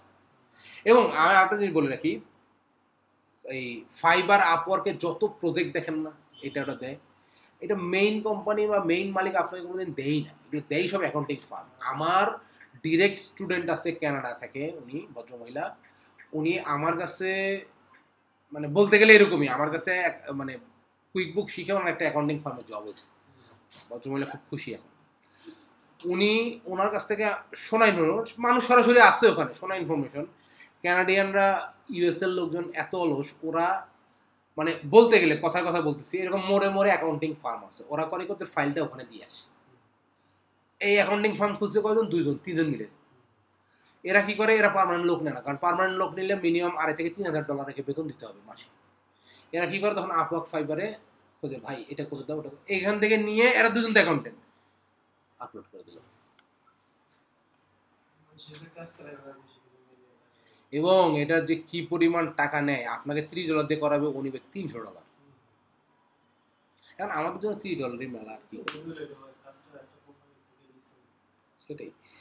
তো যাই হোক, আমার ইউএসএর একটা স্টুডেন্ট আছে, উনি আমার এক্স কলিগ অবশ্য, উনি এখন ইউএসএ থাকে, সেম অবস্থা। আপনাদের এই ব্যাচের যে অনলাইন ব্যাচের একটা স্টুডেন্ট আছে অস্ট্রেলিয়া থেকে ক্লাস করে আর কি। হ্যাঁ, একই ও অস্ট্রেলিয়া থেকে জেরো শিখতেছে, কারণ অস্ট্রেলিয়াতে জেরো খুব পপুলার, জানে এটার কি পরিমাণ ডিমান্ড। এই আর না, যখন আপনার টাকার অ্যামাউন্টটা একবার মাথায় ঢুকবে না, তখন আর সমস্যা নেই। তো ঠিক আছে, তাহলে আজকের মতো